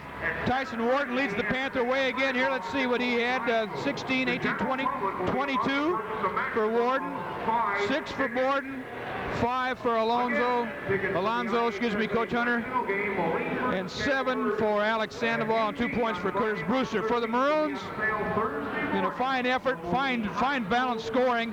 Some of the players coming off the bench in starting roles, filling in. Good job by Coach Dexter shuffling his lineup around. Led the way by the big two, as you would expect. Travis Wilson with 24. Ian Hanneman had a huge third quarter where he scored 9 of his 20 points after scoring 9 in the first half. Kenny Spranger, solid performer for the Maroons, 11 points. Marcus Morrow didn't get the start tonight, but in 3 quarters scores 12 points. Joe Kettner in a surprise start, maybe not a surprise start, but very solid 4 game with 9. Right. Ryan Dexter, 1 3-pointer for 3, and Joe Manning rounds the Maroons scoring out with 4 points. So it looks like the big matchup on Friday. Now this game is going to be on Thursday night, folks, so if I have my information correct, so Family Ties Production will show this on TCI Channel 38. This will be on the following night. This is Wednesday, so we urge you, if you're watching this now, tune in, check your listings, because we'll bring you the Moline-Galesburg rematch, and this place will be rocking Friday night, Coach Sanders. No question about it. Third go-round, 2 pretty balanced teams. If the Moline team that was here tonight in that second quarter shows up and can play for 4 quarters, Galesburg is going to have their hands full. If they don't, then Galesburg will probably win for the 3rd time. So I'll tell you what, it was a great game. You look at keys in the ball game, and I like to pick out players that I thought Kettner, as you mentioned, really gave. We talked about those unsung heroes, and I think, of course, he's not an unsung hero, but I think Ian Hanneman, the way he dominated the boards throughout the ball game, controlled the tempo, made key shots. He did an excellent job. And Josh Evans for the Panthers, I thought he just did a tremendous job, and they had a great ball game. And I thought down when the Panthers made a good run, D. Hunter played very, very well also. Yeah, a strong 4th quarter. Well, we'll see you next time here. It'll be the Maroons against the Streaks of Galesburg right back here at the Panther Den. Like I said earlier, check your TV listings. It's a Friday night ball game, so it will be on Monday or Tuesday night. We'll have to have you check your own TV schedule. And the Maroons have something to prove. So for Tim Sanders on stats, and Jess Medina on the camera, this is Jim Smith saying so long, everybody, for Family Ties Production here on TCI Channel 38. We'll see you next time.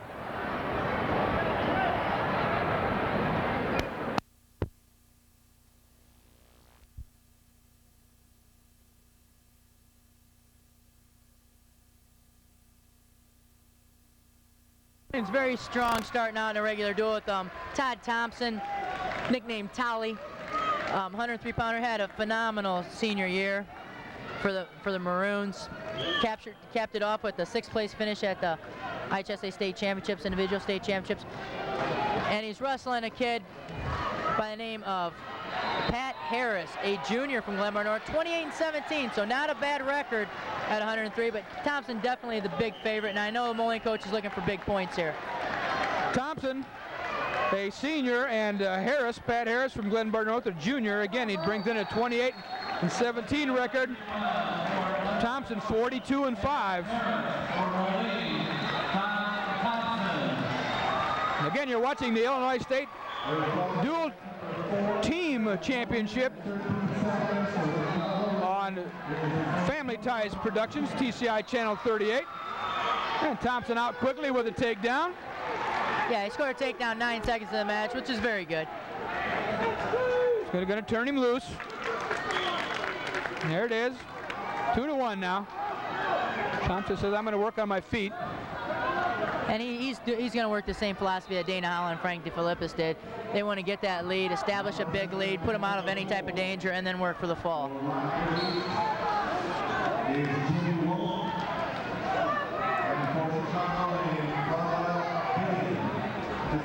Thompson definitely looks like the aggressor in this match. Yeah, Thompson wrestles his best when he's very offensive, going after that ankle pick, going after that low single. That's where he scores most of his points.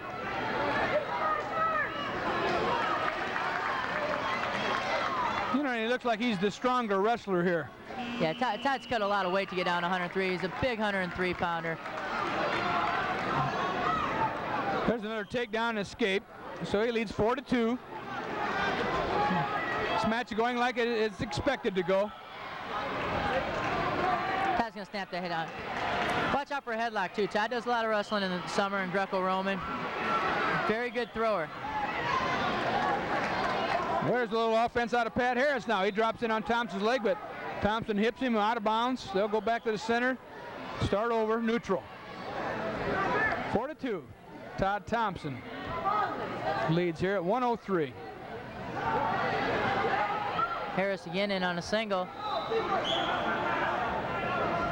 And again, you can see Thompson's strength there. Yeah, You don't think of a 103-pounder being strong, but it's all relative.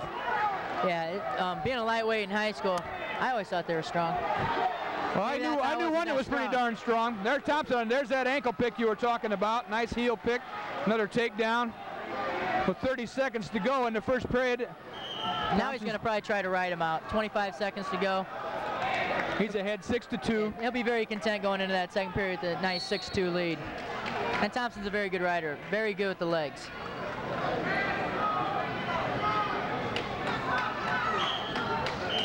And they're out. 10 seconds.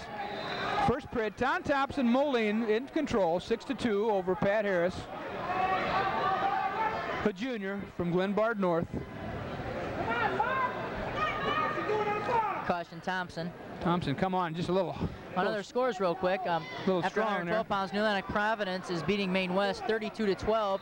Rockford East is barely beating Chicago Lane 29-24 after 112.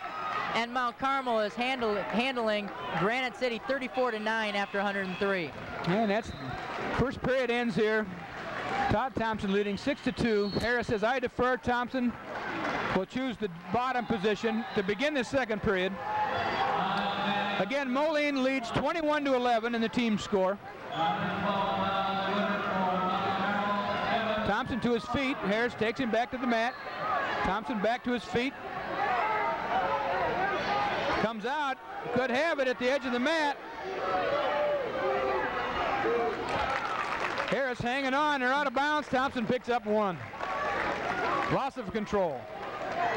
So Thompson leading 7-2 now, and he's not going to sit back like a lot of wrestlers would. He wants to build on that lead. He wants to keep working it.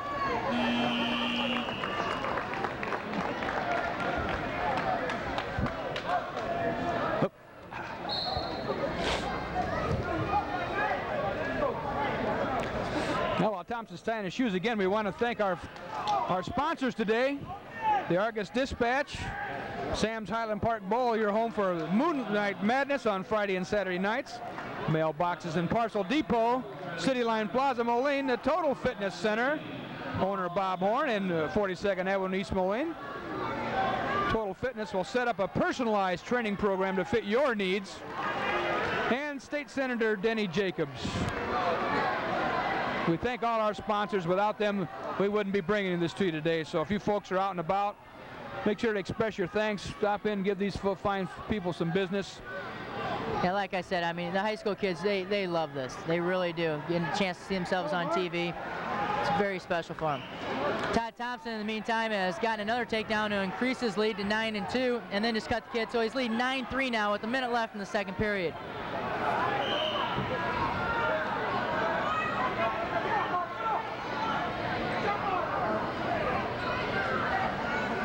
Ben Hall, Todd Thompson here in this 103-pound match, but which is the way probably expected to go. Yeah, like I'm sure Coach Rosenthal's looking for, being such a dominant wrestler, we're looking for extra team points out of Thompson. Yeah, I mean, he's expecting at the least a major, and he really wants a tech fall or a fall here, I think, for his wrestler. Well, he's in on the leg, secures another takedown. That makes it 11-3. So he's got his major right now with no more points being scored, but I'm sure there'll be one or two more scored. There's some back points for Tally. And as I speak, he rolls him over and kind of turks him to his back. Lead's gonna be 14-3 now. Thompson scores a 3-point near fall with that nice move. And that's the way we're gonna end the second period with Todd Thompson of Moline winning 14-3. 11-point difference. Again, 15-point difference between the opponents is a technical fall, scoring 5 team points for your team. As it stands right now, Thompson will earn 14 points. He's going to go the optional start and cut him loose.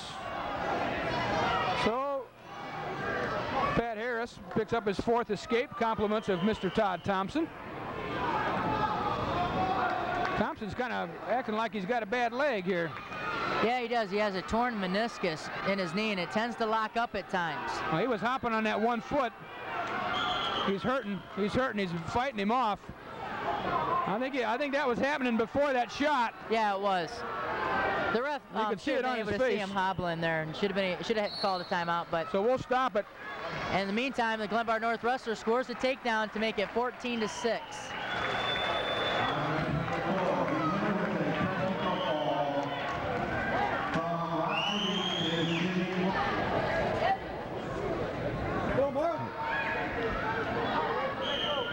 Todd Thompson taking that injury timeout.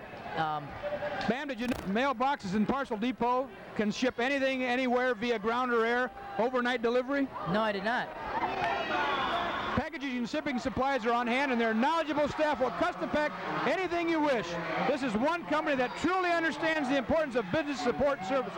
That's why they offer a wide variety of office supplies, including photocopies, business cards, stationery, rubber stamps, greeting cards, keys, and photo IDs. Services such as word processing, facsimile, postal services, and open account billing for businesses also can play a key role in their success. So if you folks get out, you got any business needs, go see your friends at Mailboxes and Parcel Depot. Todd Thompson working a fall here. He's got it tight. This would be a big fall. Oh, and Glenbard North guy does a nice job of fighting off his back. But the lead goes to 19-6. For Todd Thompson looking for that technical fall now. Is it? Knocked the ref over in the meantime. Is it on the ref? You get any points for that? That just shows you those lightweight kids are tough. That's right. And they're quick, too. Yeah. Quicker than that ref. 19-6 right now. Todd Thompson's up by 13 with a minute 14 to go. He's going to turn him loose. He wants to work for that technical fall now. There he goes. 19-7.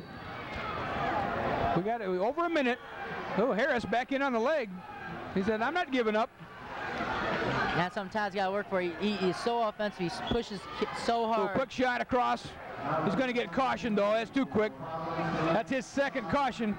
You might tell the folks about what that caution's all about, Coach.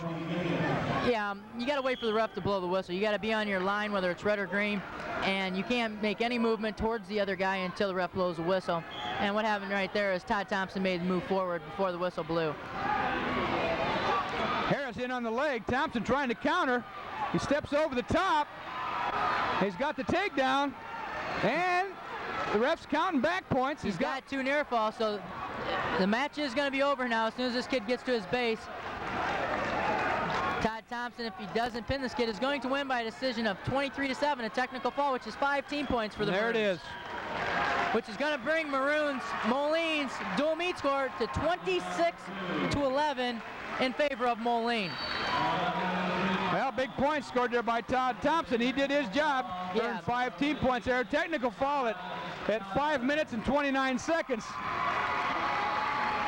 of this 103-pound match. So Moline in the driver's seat. They got to keep the momentum going. Who do we have coming up now? Bam, at We got 112. Ben Hott from Moline against Jason Jones, a junior, 24-20 from Glenbard North. Ben Hott had an excellent senior year, going 37-10 on the year.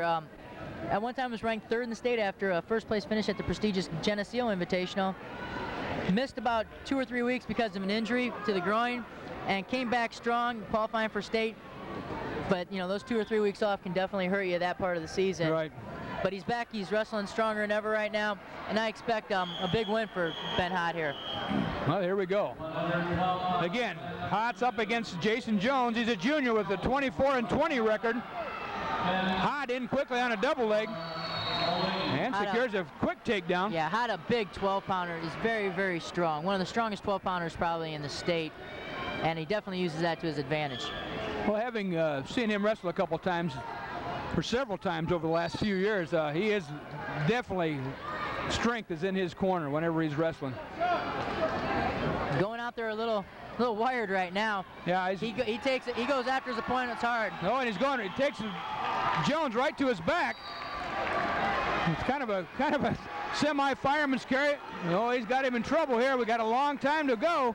1 minute, and there's the fall. 43 seconds into the match. And that puts Moline up 32-11, which means Moline is going to be in the state semifinals. So that puts them over the top.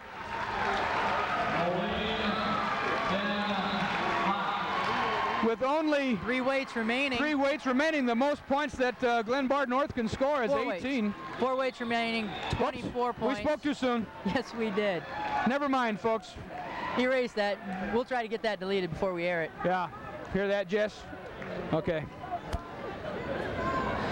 That moves Moline 1 step closer to securing a spot in the semifinals, which again, you win this round, folks, and you're assured of a medal. Yeah, 1 match. What Moline needs to do is they need to win 1 match of the remaining 4 to be in the state semifinals. Well, who we got coming up here for Moline? Looks like Andy Kuffler. Yeah, we're going to go with Andy Kuffler from Moline, a junior, 9-19. But let me tell you, that record is deceiving. He's a tough wrestler for a 9-19 record. He stays in very good position, and he's just taking his, taking his losses this year, but he's very respected as a wrestler. And he's going up against a junior wrestler with a 40-9 record, Nick Cirincione. Yeah, Nick's a North. very good wrestler. Matter of fact, in the state quarterfinals, he lost to Kelly Madden, the eventual state runner-up, 4-3 in a tightly contested match. So I'm sure Glen Bard North, like Moline did the last 2 weights, I'm sure they're expecting some big points here. Thinking extra points, yeah. Right, but Kuffler's a tough kid.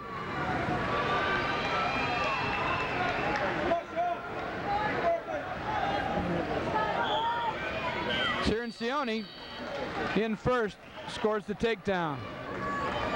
So he takes an early lead, 2-0. I think those last 2 wins from Moline at least stopped the sweat a little bit from Rosenthal, knowing he's got All-Stater Joel Couture left in his lineup, along with 2 other solid kids. He's probably feeling very comfortable right now. But you never feel comfortable until you know you've got it locked until the points are on the board and kids are shaking hands after the duel. Another takedown there. Cirincione, little block off spin. So he leads Andy Kuffler 4-1. Early going here, just over a minute remaining in the first period. And he turns him loose. Kuffler scores the escape, 4-2 now.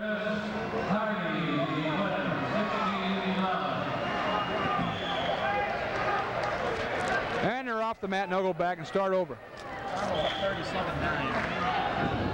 Check some other scores real quick. After 119 pounds, Mount Carmel is blowing out Granite City 40-9. I think they have theirs wrapped up. And that's who Moline will go into, is Mount Carmel, currently the #1 ranked team in the state, and obviously showing reason why they are #1 ranked team in the state, having a very nice quarterfinal match. On the other side of the bracket, after 119, Providence, New Lenox. Providence is leading Maine West 35-15, and Rockford East is leading Chicago Lane 34-24. Must have scored some falls in those other matches, because all the other matches are a weight class ahead of where we are. We're at the 119-pound bout. Andy Kuffler, Moline, against Nick Cirincione, Glen Bard North Panthers. Cirincione leads 4-2. First period winds down, 10 seconds now. And if Andy can hold him off here and go into the second period down 4-2, he won that period. Even though the score doesn't show it, he's done everything he's had to do to be in this match. And when you're not favored as a wrestler, that's what you basically want to do, is you want to be able to go into that third period with this shot. You have a chance of winning the match, and that's where he's putting himself in that position right now. Moline defers. No, he doesn't. He takes down. So Andy Kuffler will start the second period down, trailing 4-2. Tries to come up. Cirincione staying with him. Kuffler turns out, gets his one. 4-3. And we'll work for a takedown.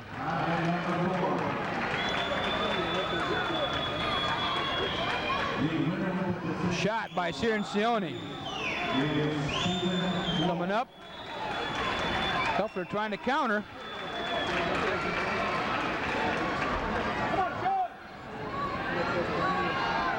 Cirincione turns into the legs, secures the takedown. Good job of not panicking down in there. And he's ahead, 6-3 now. Minute 15 remaining in this second period.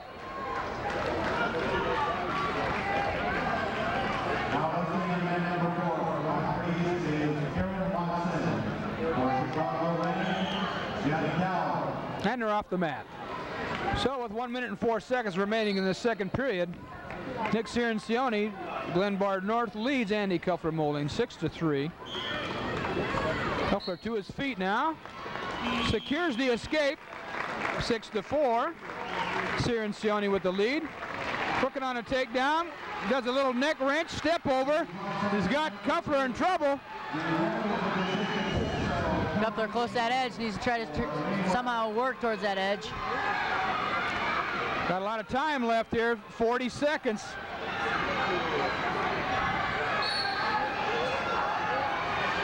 Referee down giving it a close look.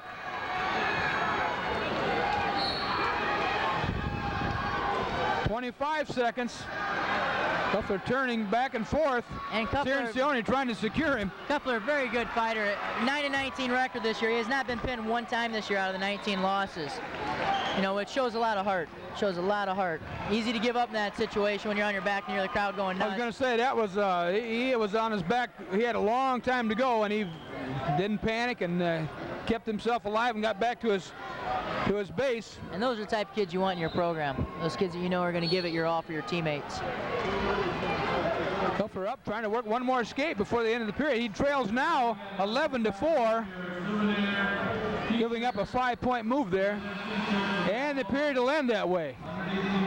So Andy Kuffler does a good job of getting off his back. And he'll start on top as Nick Cirincione chooses the down position.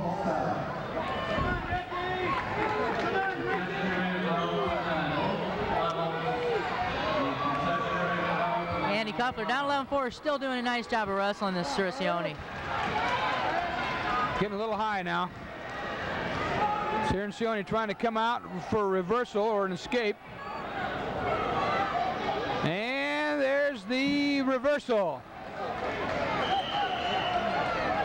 You know what, I don't want to say anything, Bam, but that's the first reversal we've had this entire match. Yeah, wrestling's kind of gotten to an escape takedown. And there's an escape. And they're off the mat. Kid's about ready to reverse you. Instead of fighting it off, just let him go. Let him go. Give him one instead of two.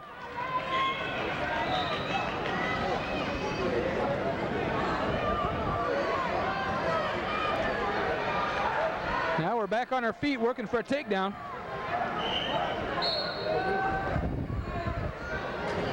Kuffler in on a leg.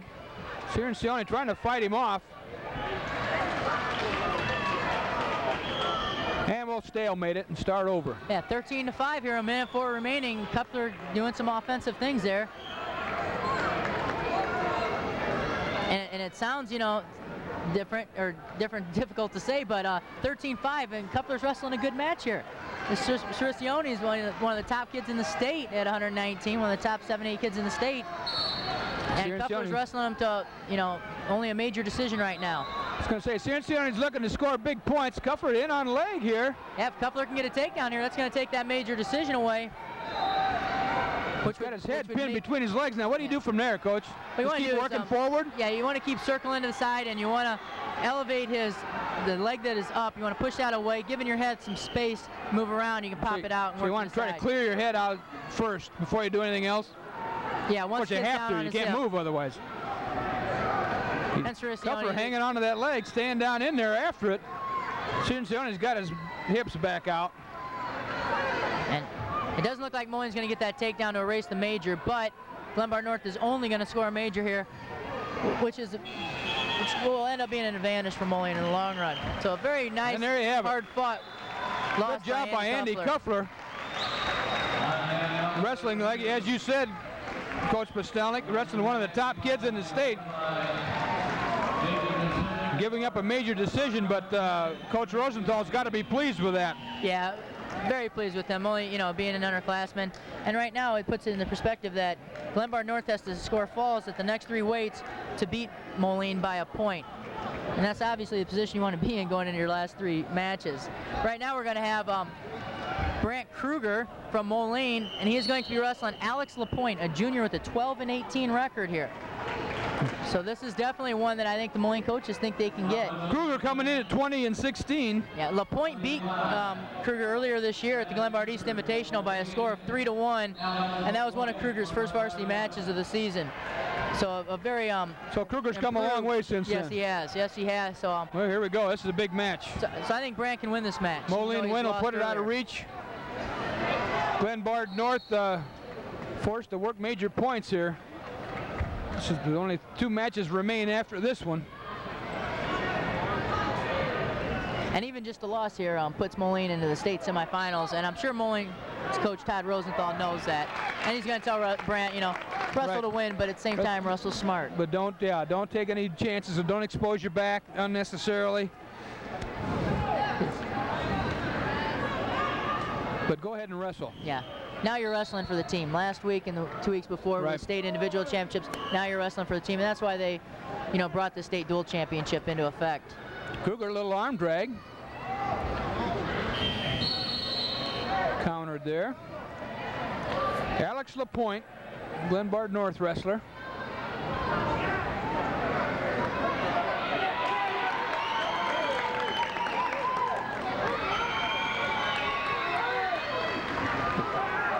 Kruger trying a little duck under, didn't go.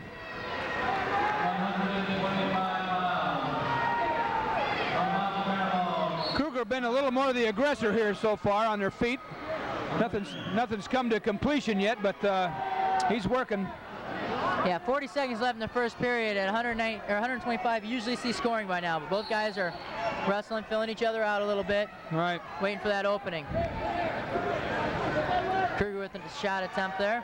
Well, and you can tell by their records that neither one of these guys is a real dominating wrestler, so they're not going to probably just go out and take control of a match like some wrestlers can. And they're both right now put into a tough situation. The Glenbard North wrestler knows he needs to win, knows he needs to win big.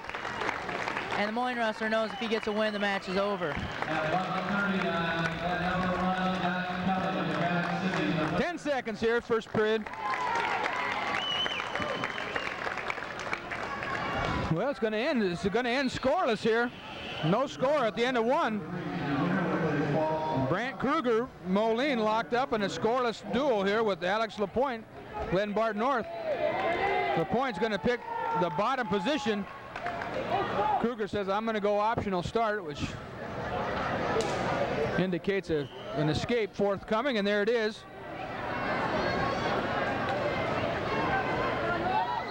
So 1-0 LaPointe on the gift from Kruger.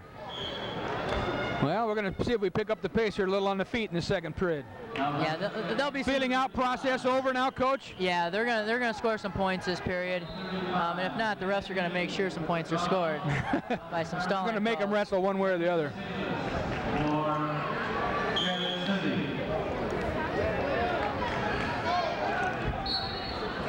Minute and a half, second period. Like I said, 119. There's not much offense here for a 125-pound match, and I think the refs are going to make sure they pick that up here within the next 10-15 seconds. Well, still pretty conservative here in the second period.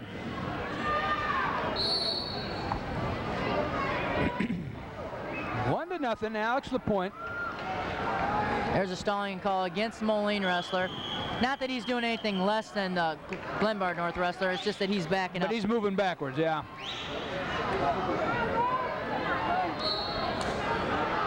And I would expect if Glenbard North wrestler don't score here in the next 35-40 seconds, he'll get called also.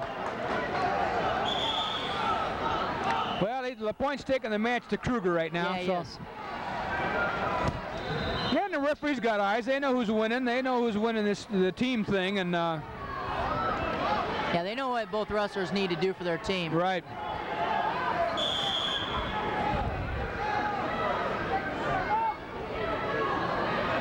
Kruger working that Russian tie, not doing anything off it. And shot by LaPointe. I might have to eat my words there. If Kruger don't get going, he's going to get called for stalling again, I think. There's a shot. There's a little shot there. Yeah, he tried a few little duck unders there early and didn't get anything off of them, so hadn't done anything yet this period. 10 seconds, second period. Edge of the mat. Kruger snaps the head. There's another stalling call against Warning Moline. on Kruger. That's going to give LaPointe an extra point now. So Alex LaPointe will take a 2-0 lead going into the third period. Kruger a little upset, you know, saying that I shouldn't have got called, but I think that was a good call. I mean, he's taken some half shots, but the refs know when you're actually going offensive and you're trying to score. They're shooting and they're shooting, right? Yeah, he's trying to, right now, he's not trying to score, and that's what wrestling's all about. So down 2-0 on the bottom position. Kruger needs to get out and start working. Well, escaping a takedown will win it for him. But right now, Alex LaPointe doing a good job on top. You know, Brant Kruger keeping his head on the mat. You can't escape with that head on the mat. He needs to get it up there. Glenbard North working a cradle there. Well, they know they need a fall. He's got it locked up now. It's just a matter of adjusting his body.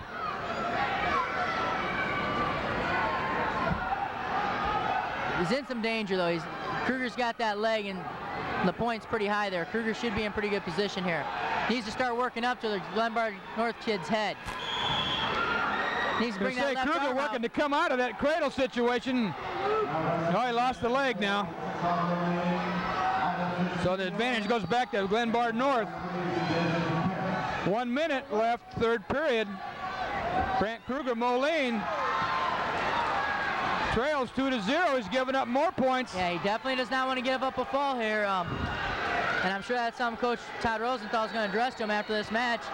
You know, you can't afford to sit on bottom and, you know, take a 2-0 loss. You got to get out and get on top.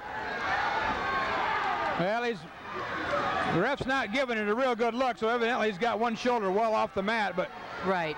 He's earned his 3 back points here. He's LaPointe trying to adjust the cradle. Kruger getting ready to kick over there now. Now, right there, he needs to work that hand control. Look where his head's got to come off that mat. It's looking straight at the mat, and that's not where you want it. He's going to get hit again there. 15 seconds now, 15 seconds. He's going to get hit again here and go to a major decision. Very crucial he doesn't give this up. Yeah, because then 2 falls ties it. And there it is. So Brant Kruger loses. But Moline now. But Moline now only losing into the semifinals. But I'm sure Coach Todd Rosenthal is not too happy about that match. I'm sure he'll have a couple words for Kruger, some words of encouragement going into that semifinal match.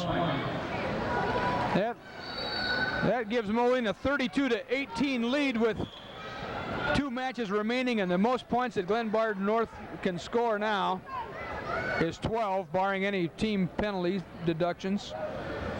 So here we go at 130 pounds. 130 pounds. What we're going to have right now is Joe Couture against Gino Rigatano. Gino Rigatano and Joe Couture met first round down in state last week, in which it was a good contested match. Couture coming out the victor 14-6. So Couture's definitely the favorite, but Rigatano's a tough character. So this is not a given here for Moline.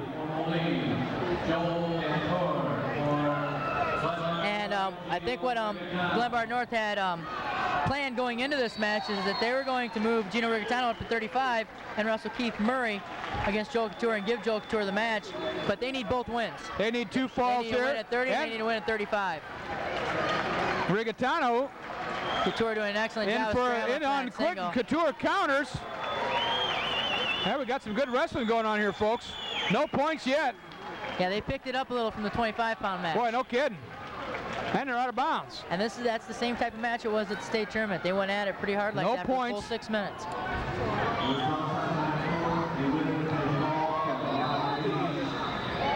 Couture, a junior, 43-5, third place finisher a week ago in the state individual tournament.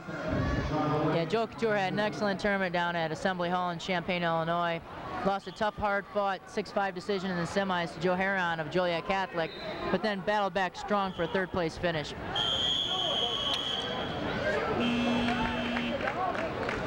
But Gino Rigatano don't care. Yeah, he does not care. That was last week. What have you done lately, huh? That's right. 1 minute and 4 seconds here. First period, no score, but we've seen quite a bit of wrestling so far. Rigatano knows he has nothing to lose. He's going to go after him. He's going to try to upset this kid. Nice. Well, Rigatano really kind of wrestling for himself now with the team score secured. Well, there's a move I haven't seen since Roy Rogers was on TV. Joe Couture being the defensive wrestler here, he needs to pick it up a little bit, start working that offense.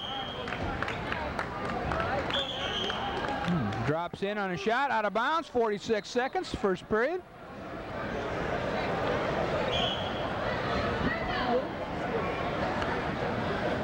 Again, no score here in a 130-pound match. Joel Couture Rigatano. loves being right here. Joel Couture, excuse me, Dan Rigatano. Gino Rigatano against Joe. Joe likes being underneath right here. He feels very comfortable underneath. Likes to take that double leg shot, that offensive shot underneath and stay there. Looking over on the far mat there, I see the Allman Pioneers warming up for their quarterfinal match at the state individual tournament. And we'll be, folks, you check your TV listings. We'll be bringing you that quarterfinal match as well.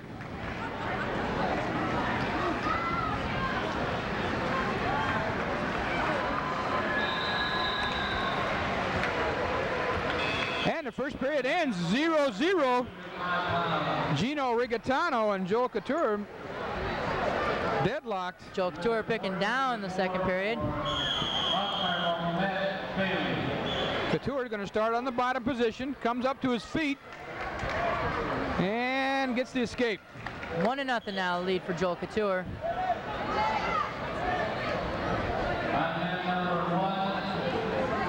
Coaching against Joel Couture, he's one of those wrestlers you hate to face.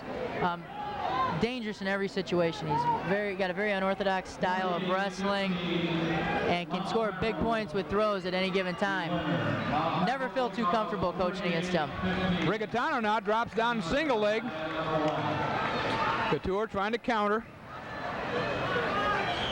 They're going to be out of bounds. Let's go back, start over, the referee says. Still anybody's match here. Rigatano drops down. Couture counters. There's that throw you were talking about. Rigatano comes in for charges in, and Couture just headlocks him. That's very tight there. A lot of time, minute 10 left. Joel needs just to relax, take your time, and he's going to earn the fall here.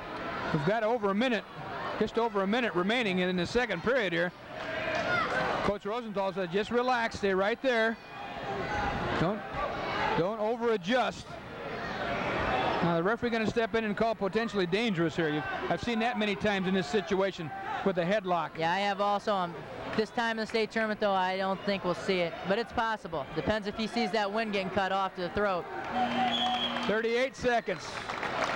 Joe needs to look up, arch back there. There you go. Well, we can see it from here, folks. You can probably see it at home. There's daylight between Rigatano's shoulders and the mat. Nice little counter move. It gets Couture moving. But it increases the lead to 6-1, and they will start on their feet in favor of Joel Couture.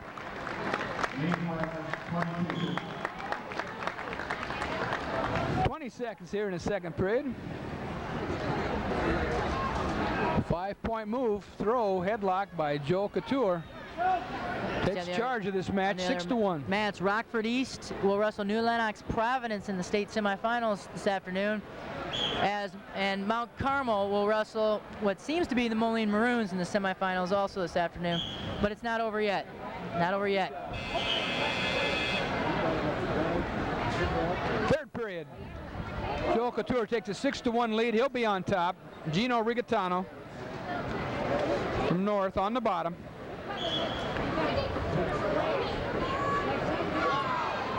Couture trip takes him back to the mat.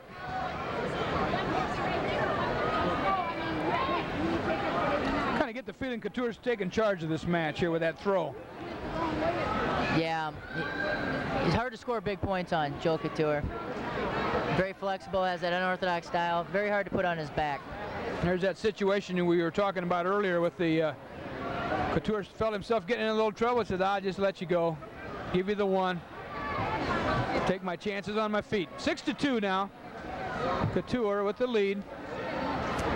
Minute 20 remain in the match.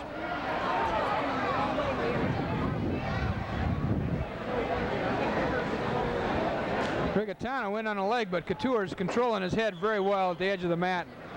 They'll call a stalemate, and we'll go back to the center.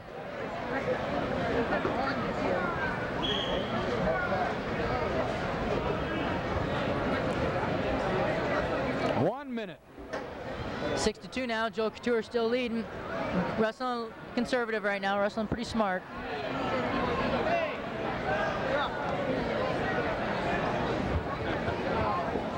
Working for a takedown. Couture coming over the top there. Doesn't get it. Rigatano with a little shot. Couture blocks it off. 30 seconds. Shuck there. As soon as this match is over, get score. Joe Couture working for that fall, leading 8-2.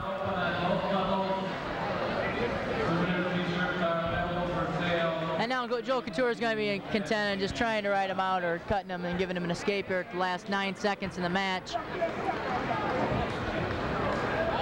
So looks like Joe Couture is going to be the victor, up 8-2 with 9 seconds left in the third period. Nope, going to get a caution. Rigatano moved a little early.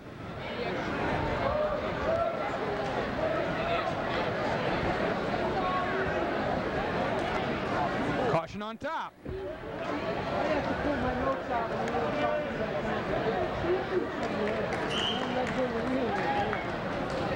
Yeah, we're in the last 9 seconds of this match. Couture not going to let Rigatano go. Out of bounds with 3 seconds to go. And now it is dropped down to that single leg or the outside ankle and ride him out here. So there'll be one match remaining in today's first round quarterfinal match, with Moline leading Glenbard North by a score of 35-18. The last match of the night will consist of Phil DeCoster of Moline, a sophomore with a 28-15 record, against